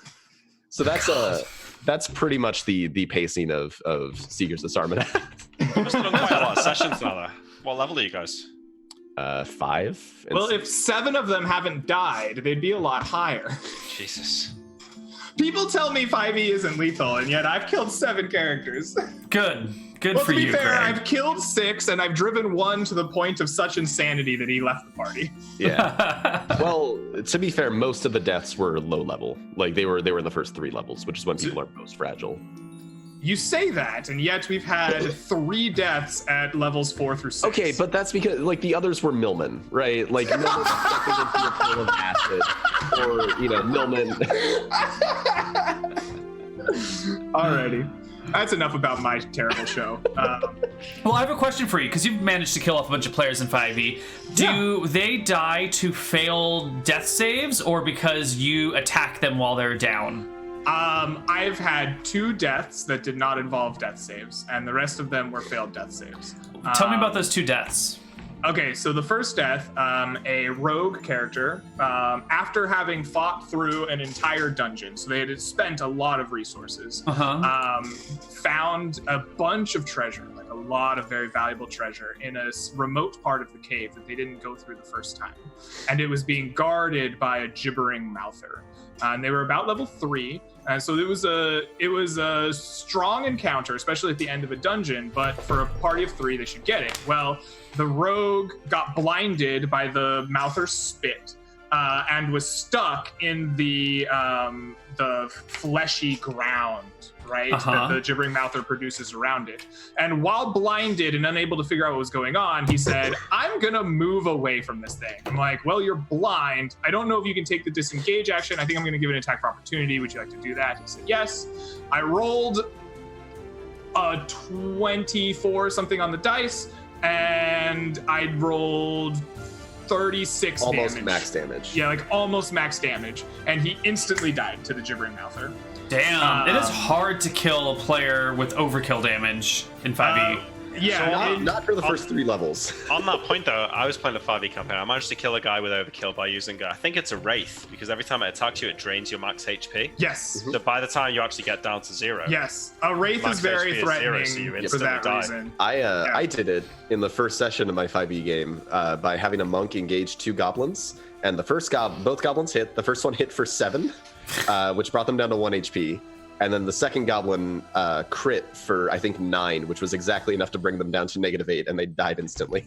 The other character that died instantaneously jumped in a pool of magic acid. It wasn't acid, it was just a watery pool. He jumped into a magic pool that so the lore behind this pool that they never bothered to look at is that this was the pool that was used to create sentient magic items, right? So the first thing they encounter when they get this pool is a magic item that talks to them and dances around on its own, right, in this rapier. And then, like, it was glowing, this, like, what I call rift magic, which is a core component of my campaign. And my player goes, Greg, I jump in the pool. I'm like, what? He's like, I jump in the pool. I'm like, okay, you jump in the pool. It immediately activates and begins swirling like a typhoon around you. And he goes, oh, I should swim away. I'm like, I'd like a strength check. Everyone in the party, what are you doing? My wizard's off exploring. My cleric is looking at this like, oh, this is interesting. Let's see what happens, right? We have a rogue who's gonna help, but then got distracted by gold or something. And I'm like, okay, well, here's your strength roll for me. And I'm like, he fails, of course. I'm like, okay, so here's the deal. Your soul is ripped from your body. You're primed to become a weapon. And this is how we got a +8 mace that is sentient and is role played by one of the party members. A +8 mace in a 5e campaign? Yep. Greg, that's too strong. Yeah. No, it's not. It's really +8 to hit damage? Since achieving the +8 mace, they've had 3 character deaths. You'll never miss anything with the +8 mace. They miss a lot, actually. What the fuck? We never miss with the +8 mace. No, we just... You've missed at least 25% of all sandbar rolls. We don't have any characters who really utilize the mace very well. So it doesn't actually help as much as you would think. Dude, give it to the random peasant number 5 in the party. Have the fucking wizard with -5 to his strength modifier use it. It's gonna be a great weapon. It is a great weapon. I even gave it True Sight for a while, and that was too much. God damn. I play in a very high magic world. This was the point of this world, because I thought 5e did magic very well, or like did high magic well and didn't do others. So I wanted to create specifically a world that was turning from like a normal magic society into a high magic society. Okay. You know, I might be a little bit biased. I think 5e is too high magic to be high magic. Like, there's high magic, but then there's whatever 5e does where everybody is just farting out magic all of the time. But I think that's the point of a high magic world. This is how I define a high magic campaign setting. That magic is a pervasive and common part of everyday life, right? That is what high magic means to me. And so I think that in 5e, when there's magic in the blood of your NPCs, right? Like, people are born with the ability to cast spells innately. Like, that is how you get a pervasive everyday part of your magic life. Yep. It just kind of bothers me because it's like, it stops feeling like magic after a while. And the way that they streamlined the magic using characters in terms of like having cantrips where they can shoot free ranged attacks like a ranger, ad nauseum.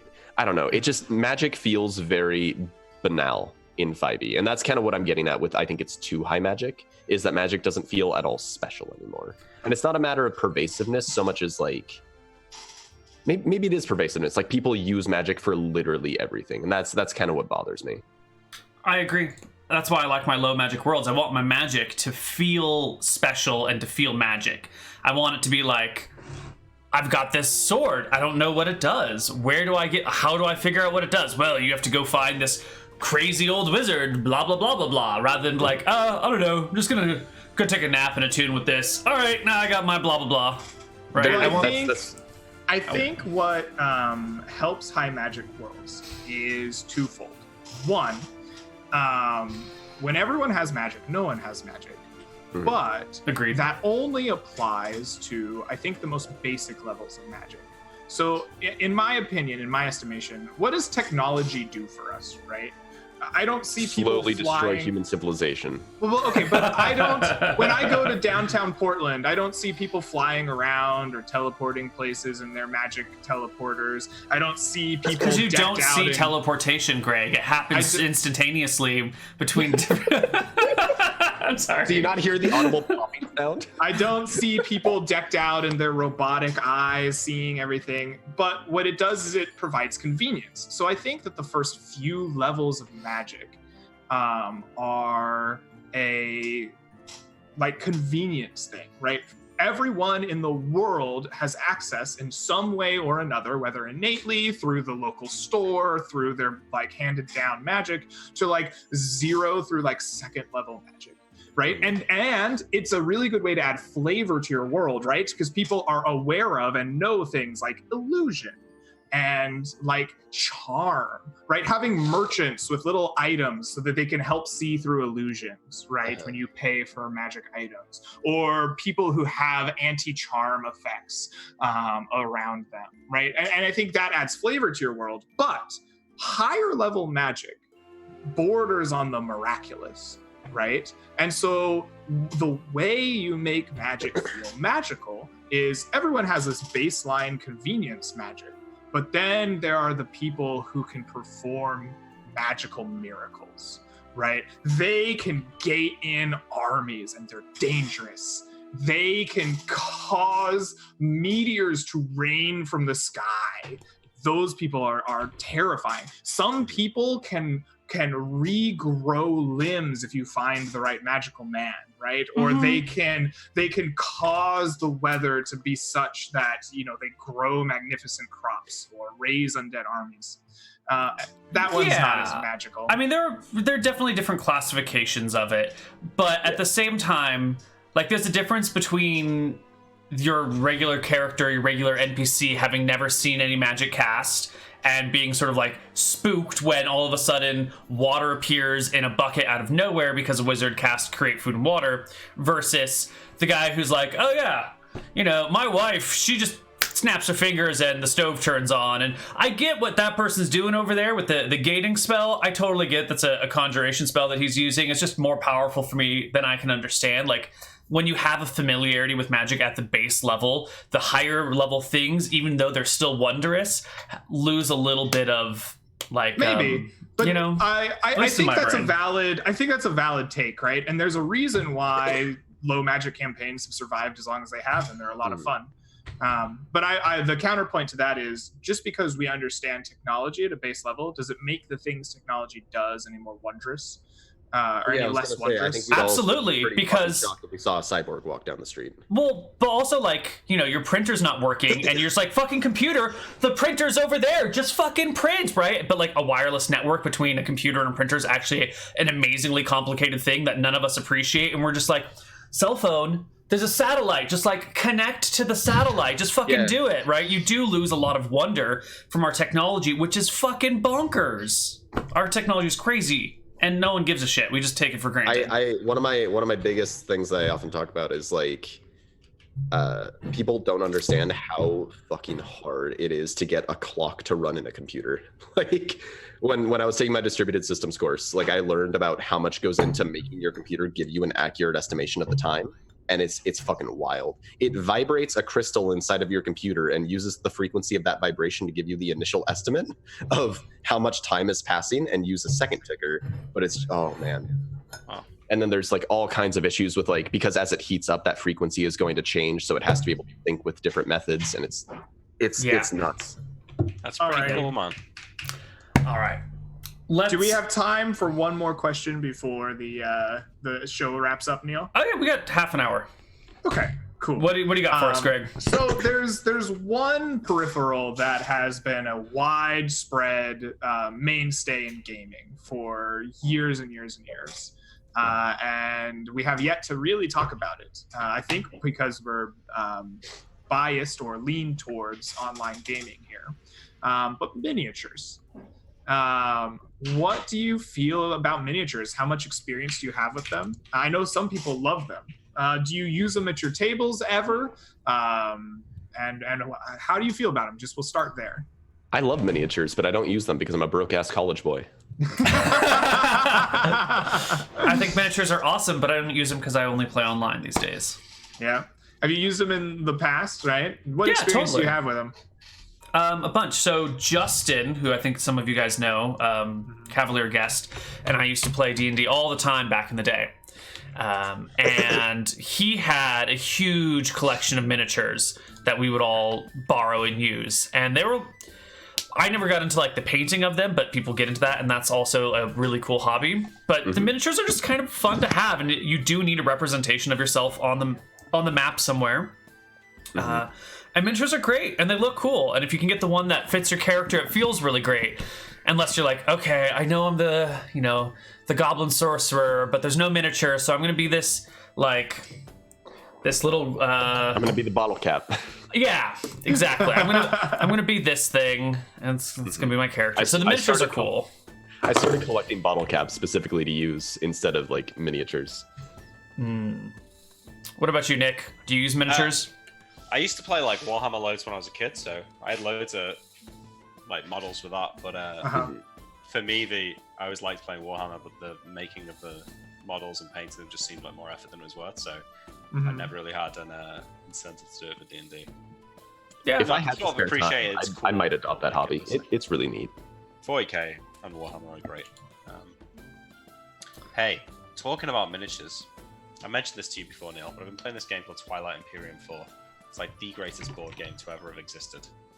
I play it on Tabletop Simulator on Steam, and we should play it sometime. It's so good. It lasts like 6 to 10 hours, but it's just the ultimate in board games. Sean's left. Sean doesn't want to play. Sean, yeah, he's put something in chat about where he's gone. I've heard about Twilight Imperium. Some people I know were really into it. Apologies. Sorry. But I don't know. No? All right. I have a hard time getting into high commitment games like that. You know? Because like playing. I know it's crazy. Hundreds of hours. I know, but like that, I feel like, how should I say? The D&D campaigns that I do are like work life, and then in my like one day off a week, I don't want to sit down and play like an 8-hour Twilight Imperium game. All right, change the topic then. Can we try and get Sean to play Hardcore Heroes? Yeah, well, we had tentatively scheduled something for next week, but he's not going to be able to make it.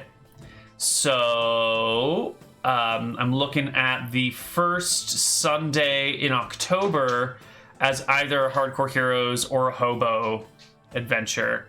And now that Sean's back, we can maybe clarify these things. Okay, but wait, I've just got something else to say though on this. Okay. One. So I was watching Sean's last session, which was great, by the way. It seemed like, from my perspective, Sean, you didn't really know what to do with the rest of your time when you're waiting for Malachi. And the problem is, you guys, Van doesn't know when Malachi's coming back. Like, even though I'm going to be back in like a month or whatever, and you could just wait. Van Helsing doesn't know that to be able to wait. And I never took the time out to contact you when I was playing. So it's not like we can say that I did that. But I was thinking, right, what if Van, in an attempt to get Malachi's attention, keeps casting Reflecting Pool on him every day, and then after a while Malachi will be like, oh, it's Van Helsing, shit, I'll send him a message, and then I can be like, I'll be back in a month, and then we can just, if you've got I think I started trying, I don't remember if I started trying to scry on you or not, but it's something that I plan to do, because Reflecting Pool is very convenient if you have the downtime to work with it. Yeah, and I'm pretty sure that Malachi would learn guess that it was Van Helsing pretty much. Maybe. I'm convinced he would guess it right now. The metagame is strong with this one. But what's the point of struggling for a 4-hour session where Sean doesn't know what he wants to do?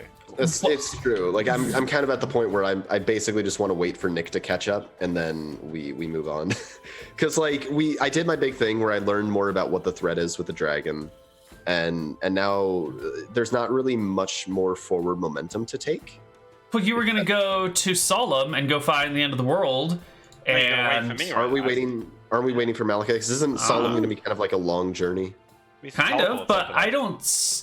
I would like the two of you at the same time would be fun because we could get like both storylines could be progressed at the same time, but also having Malachi and Van Helsing sort of like go off and do separate things and have impacts in separate parts of the world also feels like a really interesting and fun way of going about things where you can both like do some individualized solo character development and then like meet back up again, and Malachi can be like, since I've seen you last, Van, I've learned to Kubin, made friends with 2 dragons, and done blah blah blah. And Van's like, well, since last time I've seen you, I've saved a whole bunch of people from the Shadow Realm, made friends with the Queen, met my own dragon, and solved this other crisis. And the two of you can be like, wow, look at our 2 separate but cool adventures, and then come back together for some other sort of thing.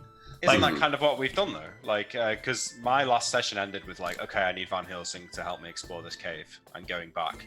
And Van's last session ended with speaking to the priest of Philumbra, who was like, get your wizard friend to teleport you over to Solemn and then meet me at the that's what I was gonna say, is that it would be much faster to like wait for Malachi and teleport to Solemn than it would be to go there myself.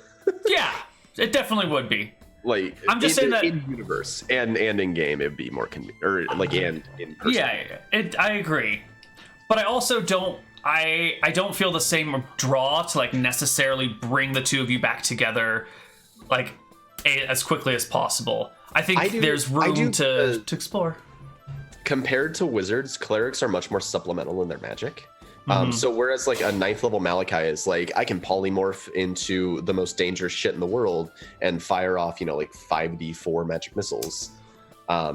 Clerics are more like, well, I could maybe mentally dominate an opponent to help myself out. Like, clerics don't have the solo capabilities that high level wizards do. Clerics are force multipliers for the party.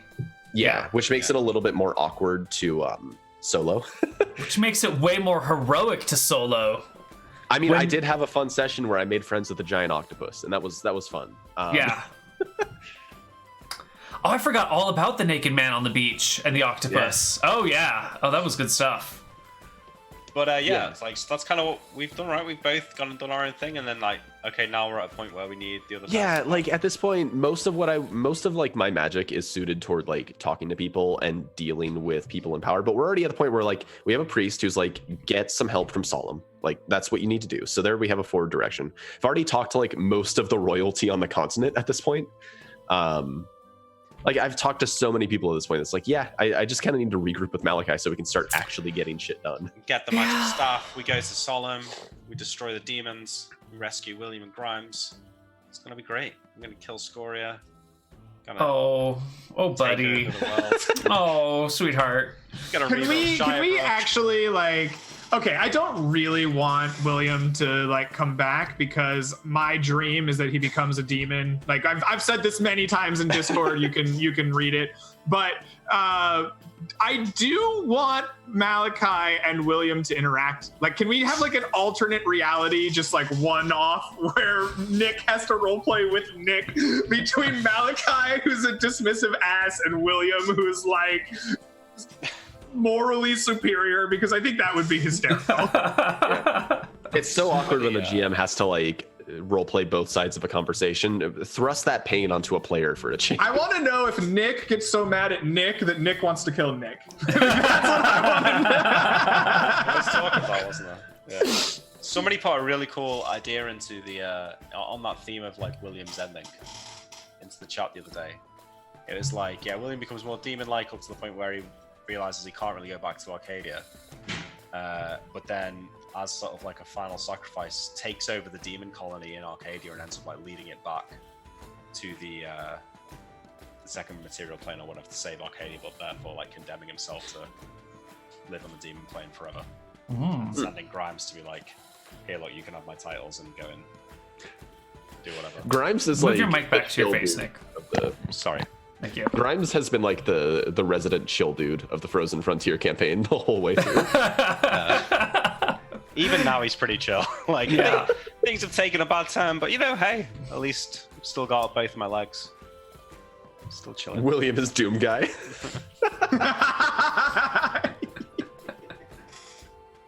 Like the Lich King, yeah, that's right, I suppose. Yeah. So have we gotten through Hardcore Heroes and Frobo Hobo discussion? I mean, unless anyone else has something to say on it, I think we have. Yeah. All right. We could either end here or we could keep going. I always have more things prepared. Yeah, no, we've got some more time here. All right. Yeah. Awesome. What do you got for us, Greg? So, I will have a discussion. This is kind of peripheral related. How do you feel about players using screens at the table? So, two things come to mind. Worst. Fucking Do you mean worst. like digital screens? I mean like digital tools at the table, right? Yeah, so some people hate that. keep their character sheets on PDFs. That would count. No. Some people use, there's a Wizards app with a huge database of like Player's Handbook, Monsters Manual, DMG related. Fuck all that items. shit. When you pull out your screen and you start looking at it, you're gonna get completely distracted from everything else that's happening around you. You're not gonna be paying attention. Your turn's gonna come up in combat. You're like, huh? What? Oh shit, where am I? What's going on? I'm just gonna attack that guy. And everyone's like, no, you gotta attack that guy. And he's like, what? Oh, sorry, whoops. You disengage from the game. And it happens especially when you play online, because like the moment someone's not being talked to directly, they just like alt tab over to whatever memes they're looking at, and they kind of scroll through the memes and type in their chat until you say their name 5 times, and they're like, what? Huh? What's good? No, fuck that shit. Put away your screens. Yep. I'm 100% with Neal on that one. Even at this point, like we were finding that having your phone in your pocket is still a distractor, because you start thinking about pulling out your phone and what you could look at just from having it there. I'm this close to telling people, like, take your phone, put it in the corner, leave it there, check it during breaks. Like, just fuck. I hate when people use screens at the table, because it's inherently distracting. Yep. And I am a terrible offender of this too, because when I play in other people's campaigns and I'm not involved with anything, I'll just fucking look at other shit. I'll read news articles. I am the worst offender of my own complaint, which is why I know it's a real thing. That's why you know it's a problem. I will do the same thing, but that's because everybody fucking does it when they have a screen. Goddamn screens. Fucking Is there technology. something to be said for the convenience of looking things up? I tend to absolutely agree with not. you. Yep. Okay. No, because you want the discussion. You want the people saying like, "Oh, well, maybe you can interpret it this way rather than this way." Instead of someone be like, "I don't know, Jeremy Crawford said this, so this is God's word," and you just have to go with what that. I do get a little frustrated with the like sage advice column, because it's one man's opinion on an interpretation. No, Greg, he's the creator. It's perfect. Everything he said, like. Granted, no offense, Jeremy Crawford. No, you're out there offense, listening. Jeremy Crawford. I cannot fucking stand Jeremy Crawford. You be you, buddy. But he's my least favorite designer in the WotC team. I have no issues with Jeremy Crawford. No, the fun of the game is the social experience, which includes bitching at each other about rules, which includes the like, hold on, I'm gonna look that up, and having to like pull out a physical book and you start flipping through pages and you can't find it, and everyone else is making fun of you because you're taking so long. Like there's a core experience here that gets bypassed with the like, oh, I'm just gonna Google that. Oh, there Me on Seekers of Sarmanath. Hold on, what does commune do exactly? No, like, I remember one time I had to. It was something important, so I had to look it up in the book, and I spent like a minute in the book, and people started getting distracted and talking about other things, and all of a sudden I just look up and go, no, and everybody just freaks out. Also, people talk about how convenient it is to have like a character sheet on a screen, but like it's faster to look at a paper character sheet. Yeah, like people talk about how easy it is to like look at the PDF. No, fuck that. It's so much easier to pick up a piece of paper and look at the physical paper. And it's easier to make notes on the paper. It's easy. It's so much better. I have two related kind of follow-up questions to the paper character sheet. One, how many character sheets on average do you go through while playing a character? Ooh. Because for me, it's like 6. Because I write something, I erase, I check mark boxes, I erase, I need a new character sheet, right? Well, I think it's about 6. Here's my character. Oh, go ahead. Go for it. Mine usually look horrible, but I don't usually replace them. I just accept that they are war scarred.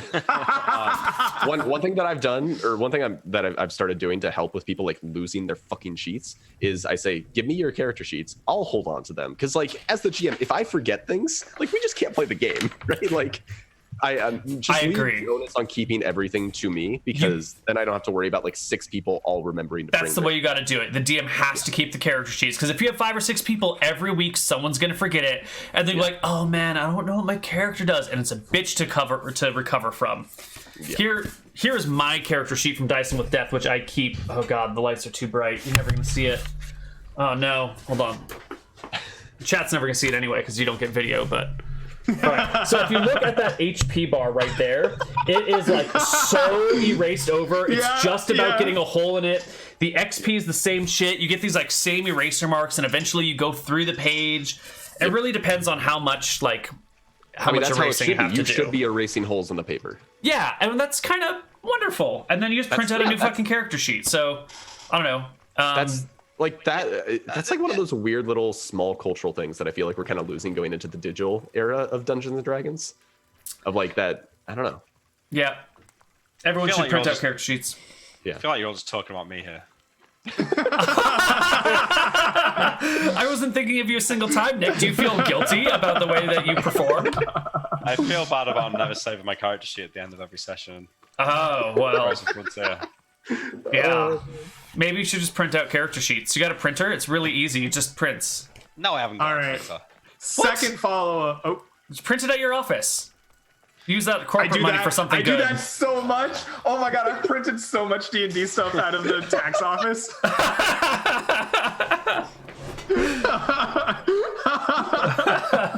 Why would you have a printer though in real life, like in your actual house? Because you need to print shit. Character sheets. It's convenient to print your D&D stuff. No, that's like the only thing, right? Yeah.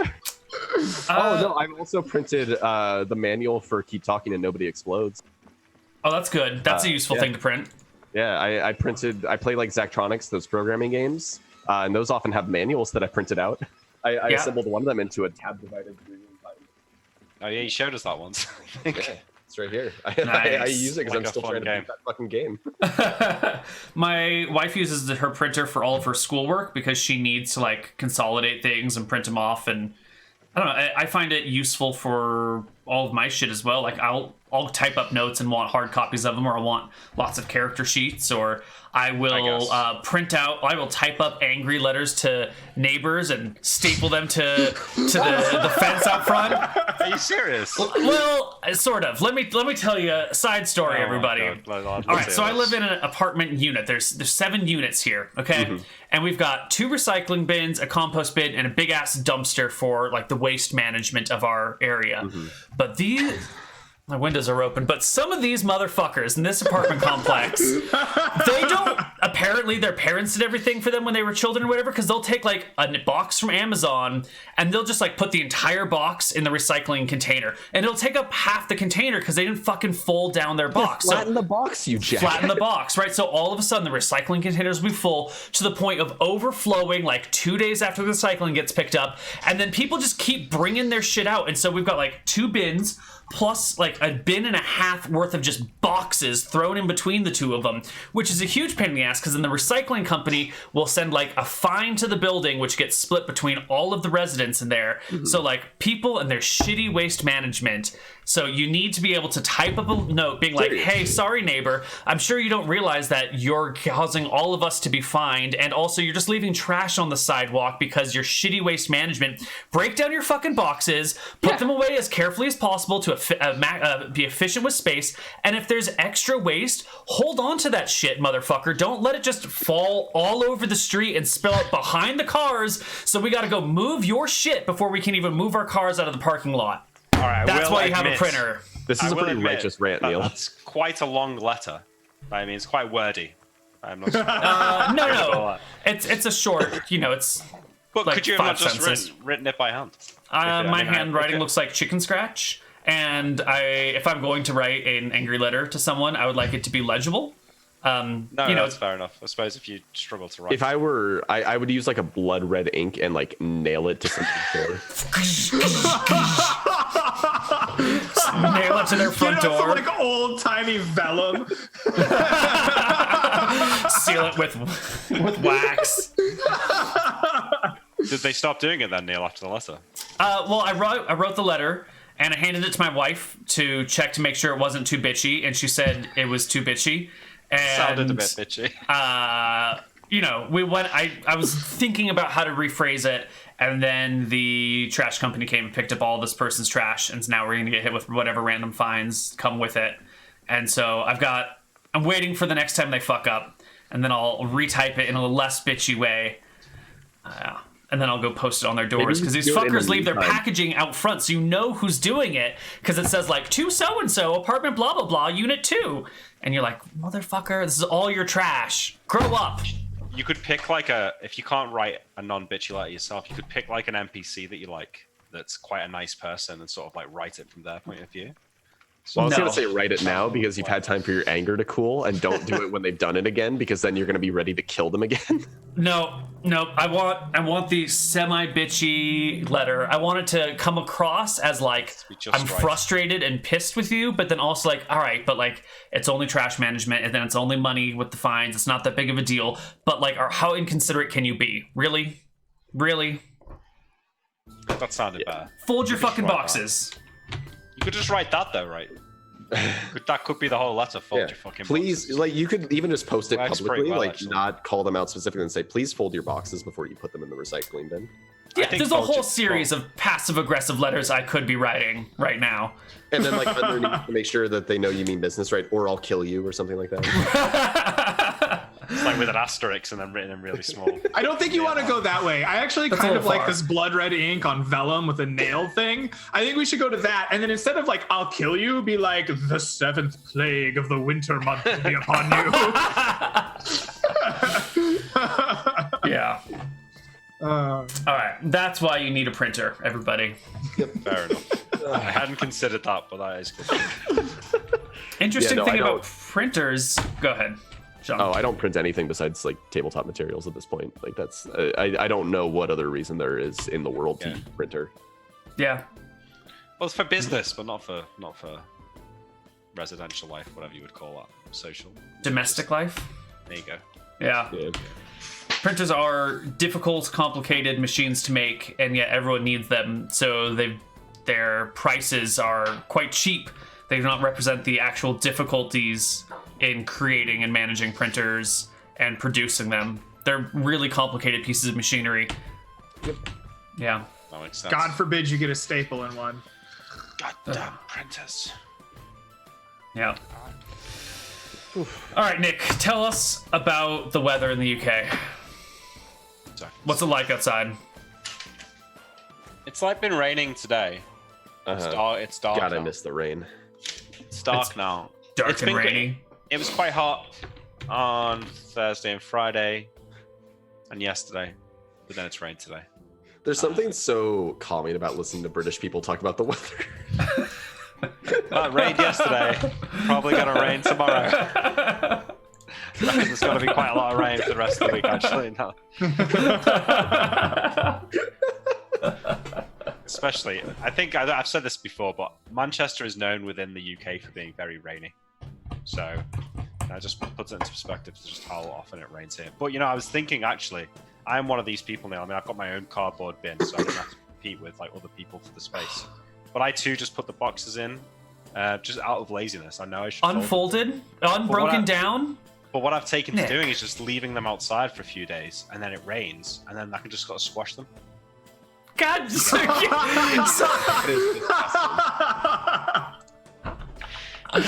them right down, yeah. All right, well, how wet can cardboard get and still be recyclable? Because I don't know what about the breakdown process? Don't hit me with that. That makes it may not be useful. I don't actually think that matters, because you're gonna pulp them anyway, right? That's what I'm saying, is I don't know the process for recycling, so I don't know if the water is important or not. I'm like 99% sure it doesn't matter. Like, I'm like, it's been a long time since my material science days, but I am almost certain it doesn't matter. All right, recycling facts. Break down cardboard boxes to save storage space. Try to keep cardboard dry and free from food waste. Cardboard can get wet and still be recycled, but is more difficult to carry due to the added weight of the water. So you're just like breaking your carrier's backs by getting all the wet cardboard in the bin, Also, food grease. They use trucks in England, so I don't know. They still have to carry them to the trucks and manually throw them in. Yeah, but you only what do you think our people do? Just carry cardboard on their backs to the recycling center? I wasn't all sure, the way? Yeah, dude, when you live in the suburbs, they don't even do that. They show up with a truck with a claw. Oh yeah, it has a and claw. It picks it up and just dumps it in. Yep. Oh, we got wow. That. We got that. Wow. No, we don't have claws here. No. We don't have claws. Oh, how's Colorado weather doing? Actually, my brother is in his first year there. He's been there for like 2 months now in Boulder. Well, your brother's in Boulder? Just outside of it, yeah. Oh shit. Okay. Well, the summer was hot as balls. It was in upper 90s, and it was uncomfortable. And today is the first day that I've rolled out of bed and been like, God, I'm cold. Maybe I should put on some sweatpants, which is really, really nice. So we're starting to get back to that cooler weather. We will probably still have a couple days in the 90s in late September, early October, because Colorado's crazy as fuck. Yeah, I'm a little worried about how it's going to be for my brother who has lived in El Paso, Texas and Portland, Oregon for his whole life, right? So like the weather in Colorado might get crazy in the winter for him. This will be his first one. Portland can get a little crazy in the winter. No.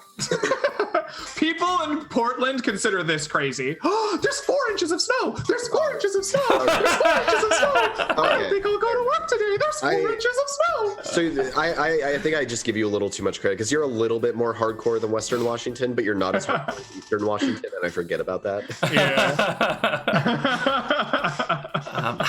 So without revealing your brother's actual location, do you know, like, if you pull up a map of Colorado, is he east and into the plains, or is he like along the mountain?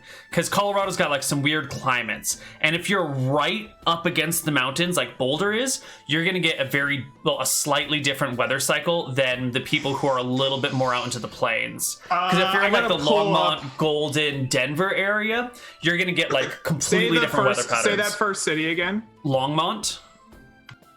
That's Golden. Right. Is another city. Broomsfield is nearby. Funny thing about Broomsfield, it's named that because they used to just have grass farms where they would make brooms, and it was just all broom manufacturing, and that's why it's called Broomsfield. I want to say he's in Longmont. Okay. Yeah, Longmont is going to have slightly more extreme weather than Boulder. Your brother is in tornado zone. Longmont gets tornadoes, not frequently, very rarely, but yeah, you'll get them out there sometimes. You'll get more snow, you'll get worse weather, it'll be more extreme. Boulder's nice. Mm-hmm. So just an update on the actual weather. I just looked up the forecast. The next 8 days, that's as far as it goes, but it's raining in all of them. Oh, hold on, I gotta get a weather forecast for the suburb I'm in. Well, I guess that's what we all got to do right now. Yeah. I'm actually really excited for mine because we're going to be dropping down into the 50s later this week, and I'm so excited for that. Lots of rain, which is actually kind of rare for this area. But all right, you know what? You beat me. We only have projected rain 6 out of the next 8 days. We have it for 5, so you actually beat me on that too. Sunshine State's over here.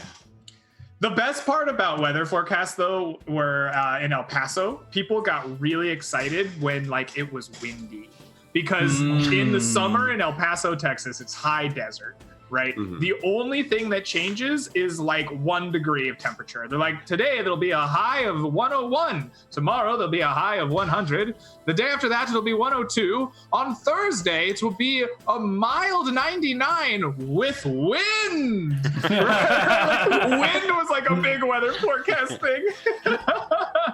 It's pretty funny. Yeah. Oh shit, is Fry's coming out of business? What? Like the whole thing Insanity, or like Fry's? Just your store in Wilsonville? Do I need to go fucking shopping? Yeah, like I'm gonna go buy the entirety of Fry's merchandise out of Wilsonville if it's like on sale. Fry's? Insanity, let me know what's going on.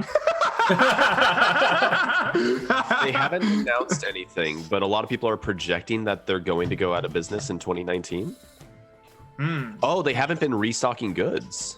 Ooh. In a lot of their stores. Oh, they might just be closing certain stores. Maybe they're going to like an online distribution platform. Yeah. The only one officially closing is Palo Alto, apparently. Okay. Greg, where do you live? In Texas? Me? Yeah. I used to live in Texas. I was born in El Paso, and my family moved to Oregon when I was in the 5th or 6th grade. And I have lived in Oregon, the Portland area, basically since then. I went to school back at Texas A&M, which is in College Station, Texas, about midway between Houston and Dallas. And then after spending some time there, I finished up my schooling at Oregon State and have lived in the Portland metro area. You're in Lubbock. Why would you be in Lubbock? Portland, no. I have a theory on Lubbock. Everyone who goes to school in Lubbock is from Waco, and everyone who goes to school in Waco is from Lubbock because they have to get out, but they can't leave the crappy cities. So where do you live, Sean? You live He goes to Texas Tech. Oh, I was wrong. Shit. Me? Yeah. I'm going to school in Eastern Washington. So. Okay. So look, in February, Greg, Sean, do you want to come to Vegas with Neal and me? Yes, I do. Yes, yes, you do. February is the beginning of tax season, so we're gonna have to figure that one out. Yeah. It's easy to go to Vegas or not easy to go. So when Nick says go to Vegas with Neal and me, Nick has been trying to get me to go to Vegas, and I've been like, Well, what else should we do, Neal? Go to like. Well, El Paso. But I don't have to travel. literally anything else. Let's go to Bakersfield and Fresno instead. Go to Seattle and we can hit all the hipster coffee. Okay, if you guys want to go to Vegas, I am turning 30 this year. Oh. There is a legitimate... No, but I need to go in February for Ryan's wedding. See, I've been invited to Ryan's wedding. So that's in Vegas. So, but it's like, if I'm going to go to America, I kind of want to do something else. You kind of want to do something else. You want to do something else? Going to the wedding's not enough. Screw Ryan's wedding. Well, I can understand, like flying cross country. Yeah, no. Okay, well... Okay, honestly, Vegas is not an attractive option for me because I hate everybody. It's such a good time there. It was awesome. Honestly. Well, first off, Vegas is going to be a 5+ hour drive from where we want to be. Yeah, okay. It's a long drive. So that's like a day there and a day back. So it's not necessarily maybe the best thing to do. If you want to do cool shit, we could, in similar time, go to like the San Diego Zoo, which is going to be closer, which is going to be way more cool than Vegas. We could do any of the cool forest shit out in that region. We could go out to the islands on a boat. We could go fucking whale watching. When was the last time you've seen a whale, Nick? Huh? A while ago. I did see one once when I was a kid, but yeah. No, that sounds good, Neal. So what you're saying, I can hang out with you for a week if I come over. Yeah, sure. I'm going to be there. I'm going to be in Santa Barbara a week ahead of time. Where the wedding's in Santa Barbara? In Santa Barbara. That's our hometown. Could you give me an address really fast? You guys just show up. Okay, so maybe we'll just do that then. Yeah. All right. Yeah, no, I think that'd probably be better. Vegas is exhausting. Like, it's full of everybody's trying to sell you shit all the time. Like, you'll walk down the street and people will just like shove business cards into your hand. Yeah. Some guy did try and sell me his mixtape, but I quite liked that. I felt like that was an American experience. I had that too. Somebody was trying to sell me their mixtape and they like handed me the mixtape and I was like, okay, thanks. And they were like, no, you got to pay me now. I was like, that's what happened to me as well. I had an argument thank you. with the guy. And I gave it back. Yep. That's how it goes. And I found that quite funny actually, just because like you see that on American TV all the time. Like, oh yeah, I got the distinct feeling that somebody was like trying to intimidate me into buying something. Okay, well, as long as you're gonna hang out with me, Neal, I'll be around.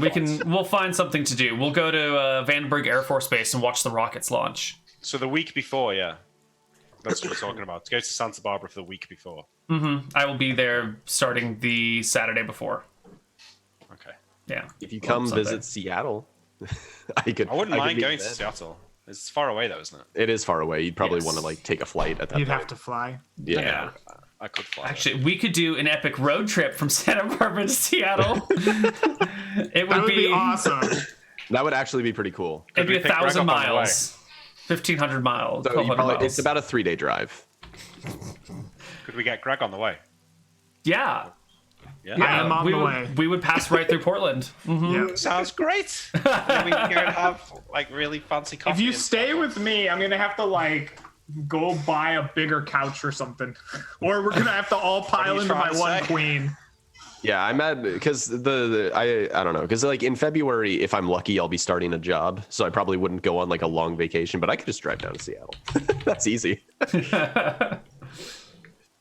All right. So wait, Neal, what day are you arriving? I don't fucking know, dude. I haven't bought my flights yet. Okay, you tell me when you put your flights in. Oh my god, this making me plan this shit publicly.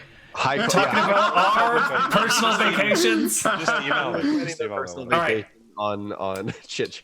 The February 15th, 2020, it is a Saturday, is my desired arrival date in SB, as we call it. Okay. So maybe I come on the 14th.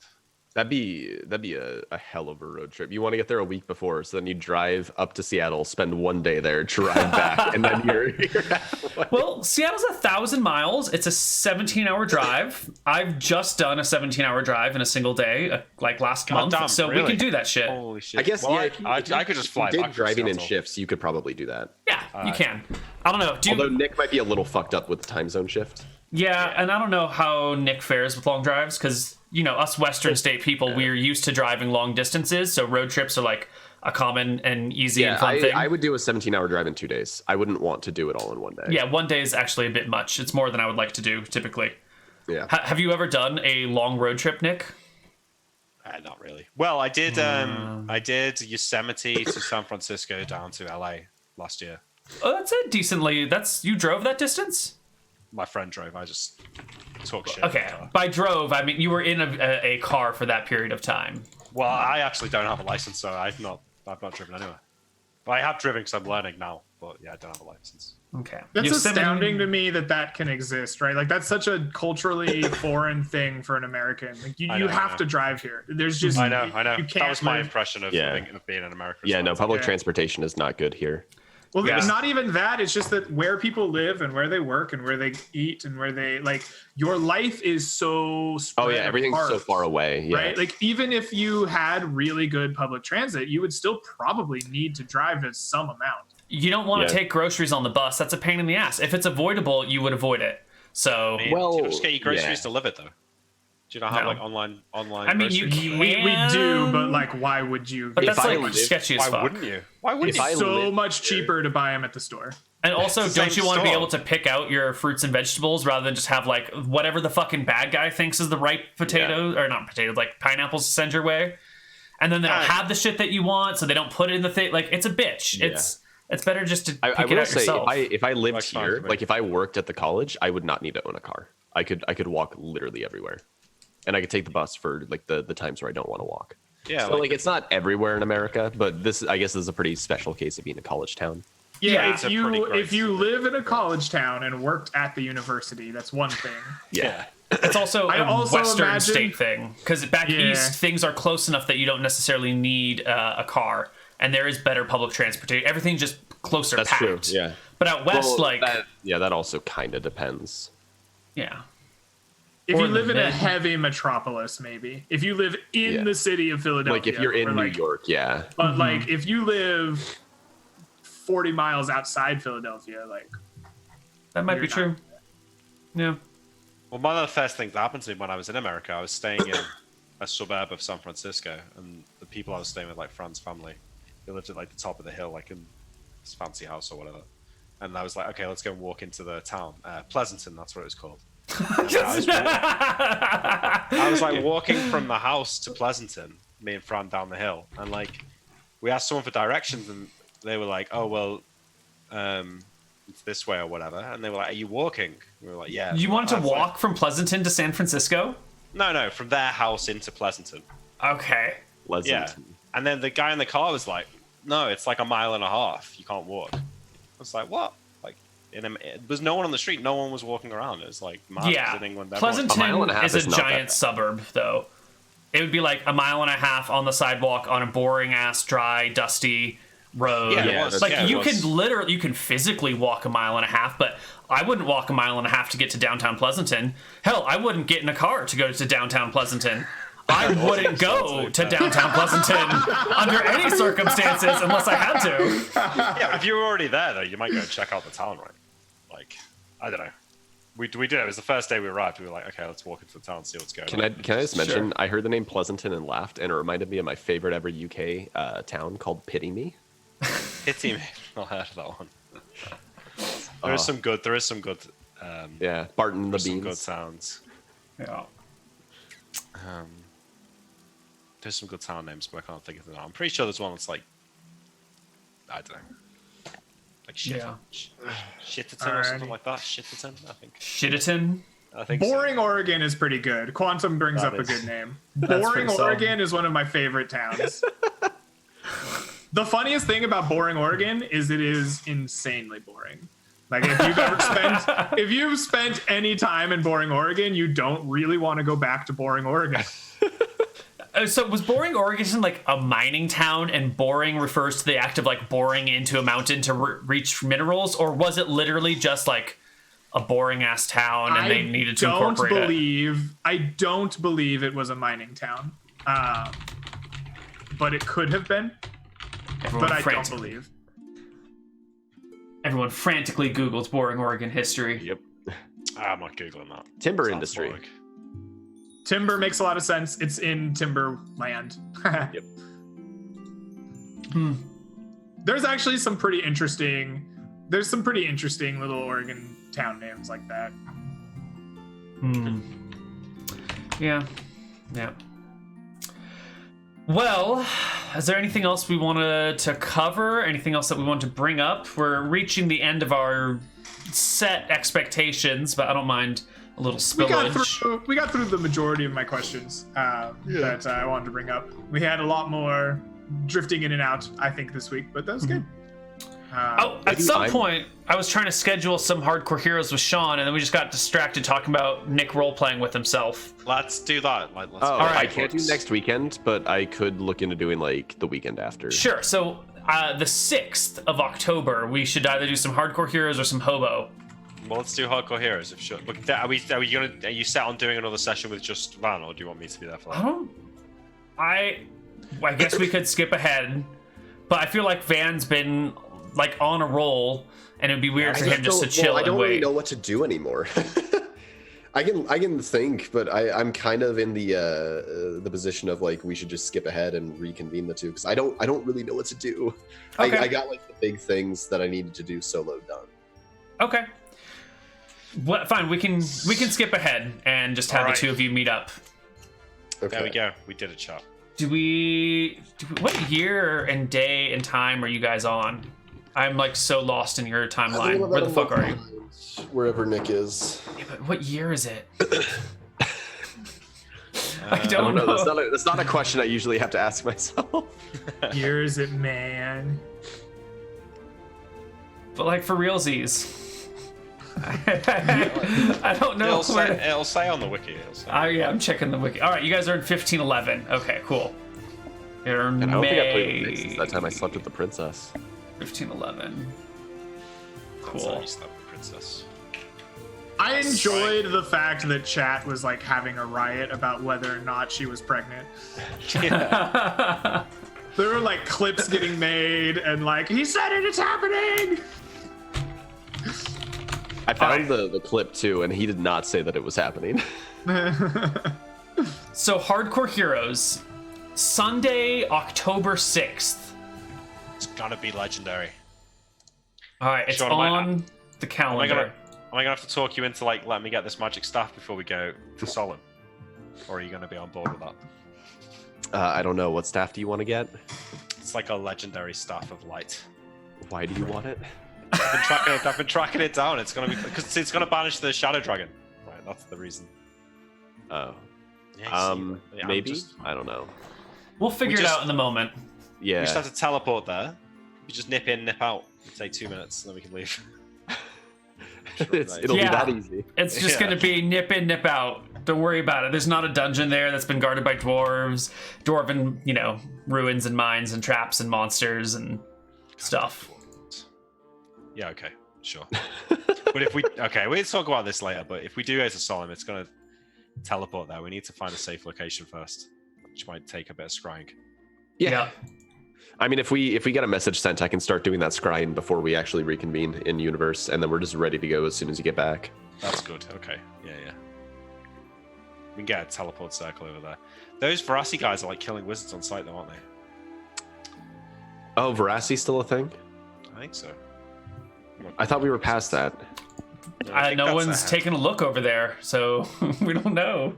I think technically you're before it. Oh, are we? Because Roleplay Solemn ended with Verasi being overthrown, right? But that in the timeline, according to the great historian, is in the future. It is? Okay. It is? What? Is there a date for any of that shit? I'm just going by the... McTacky has been talking about this with people in the Discord for a long time because he's the like de facto lore master of the entire world. I do not dispute this. And the general consensus, even though McTacky will tell you he isn't like 100,000% certain, but the general consensus is that the events of Solemn have not yet happened due to when I think it was Georg or Tyrus came over during Dicing with Death from Verasi, the kingdom, to like begin the invasion.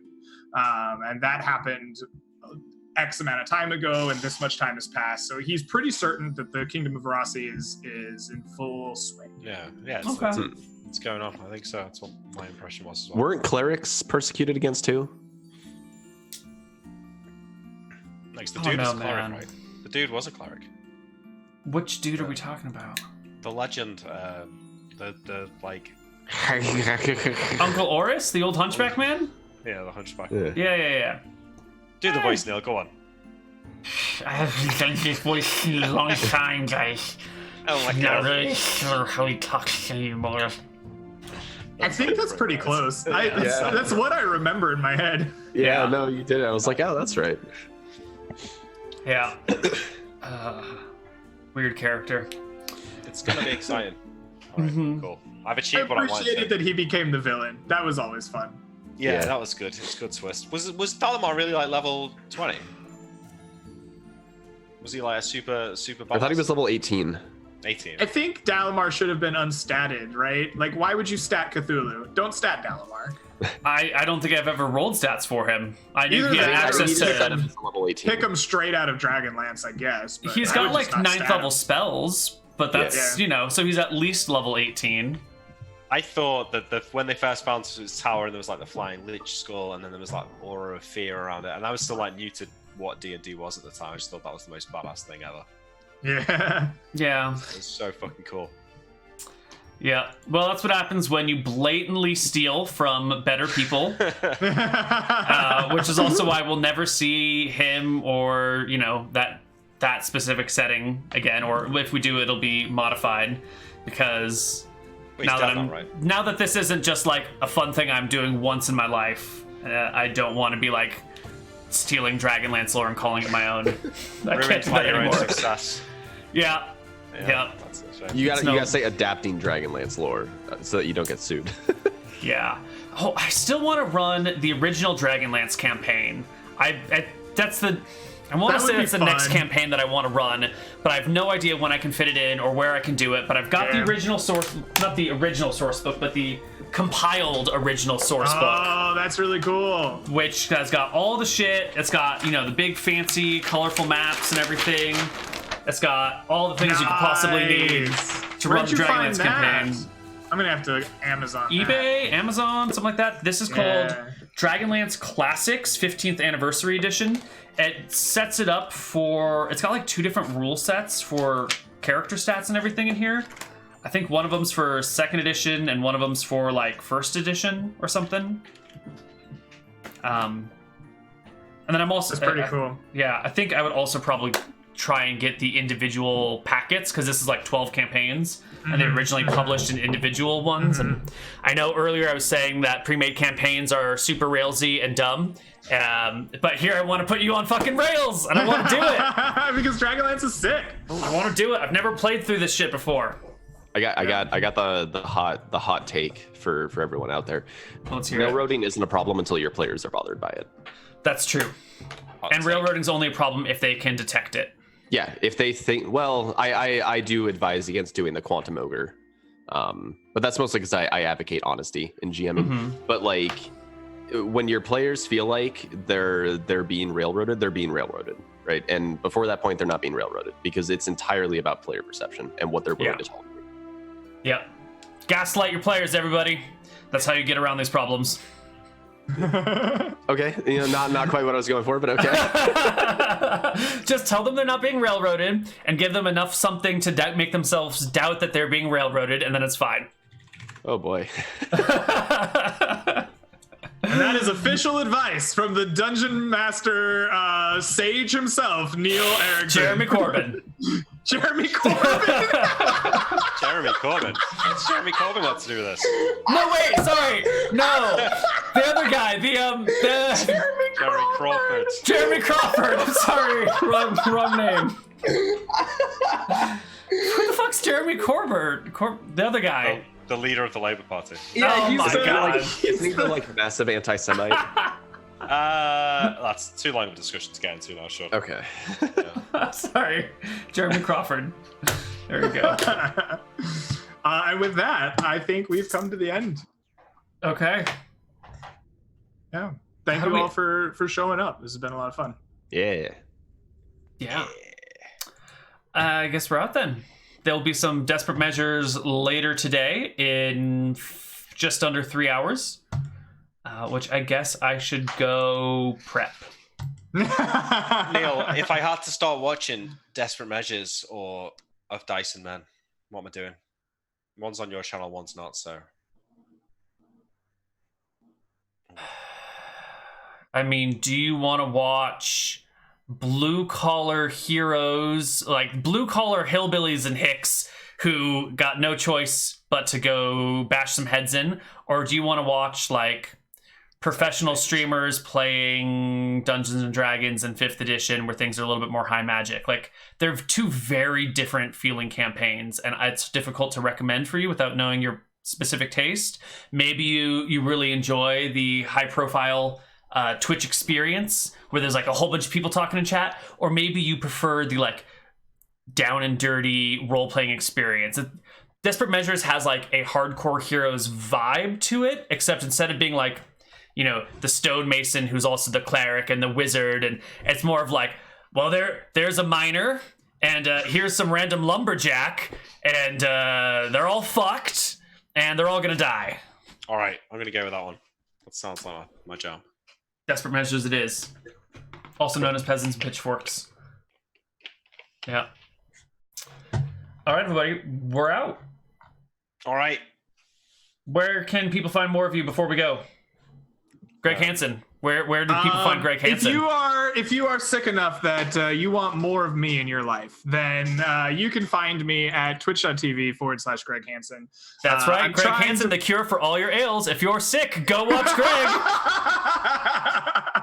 Especially if you're mentally ill. I stream video games between 7 and 10 Pacific time on weekdays. And I'm trying to get more consistent with that. I also run Seekers of Sarmanath, which we are kind of hopefully entering into a final chapter of around the next month or two. So you can come in and see Sean and Faye and Millman and some of my other friends play some Dungeons and Dragons with me. Sweet. Also, addicted to cola is very true. Is that why there's the cola symbol above you? Yeah, that was actually a birthday present from my brother because he thought, what does Greg like? Oh, I'll give him a Coca-Cola symbol. Nice. Yeah. Sean, where can people find you if they want more of you? Just watch one of these guys' streams. I don't do anything on the internet. I guess you can follow me on Twitter at Baker Sundays, but I don't recommend it. I don't really tweet anything. So yeah, just watch one of these guys. Perfect. I show up every once in a while. And Nicholas, where can people find you? In your Discord, Neal. Sweet. I'm on your Reddit. Yeah. Sweet. And I guess with that, we're out. That's it. Adios, everyone. That's it. Bye-bye, everybody. Bye. Bye. Gotta have the fucking buttons. Hold on.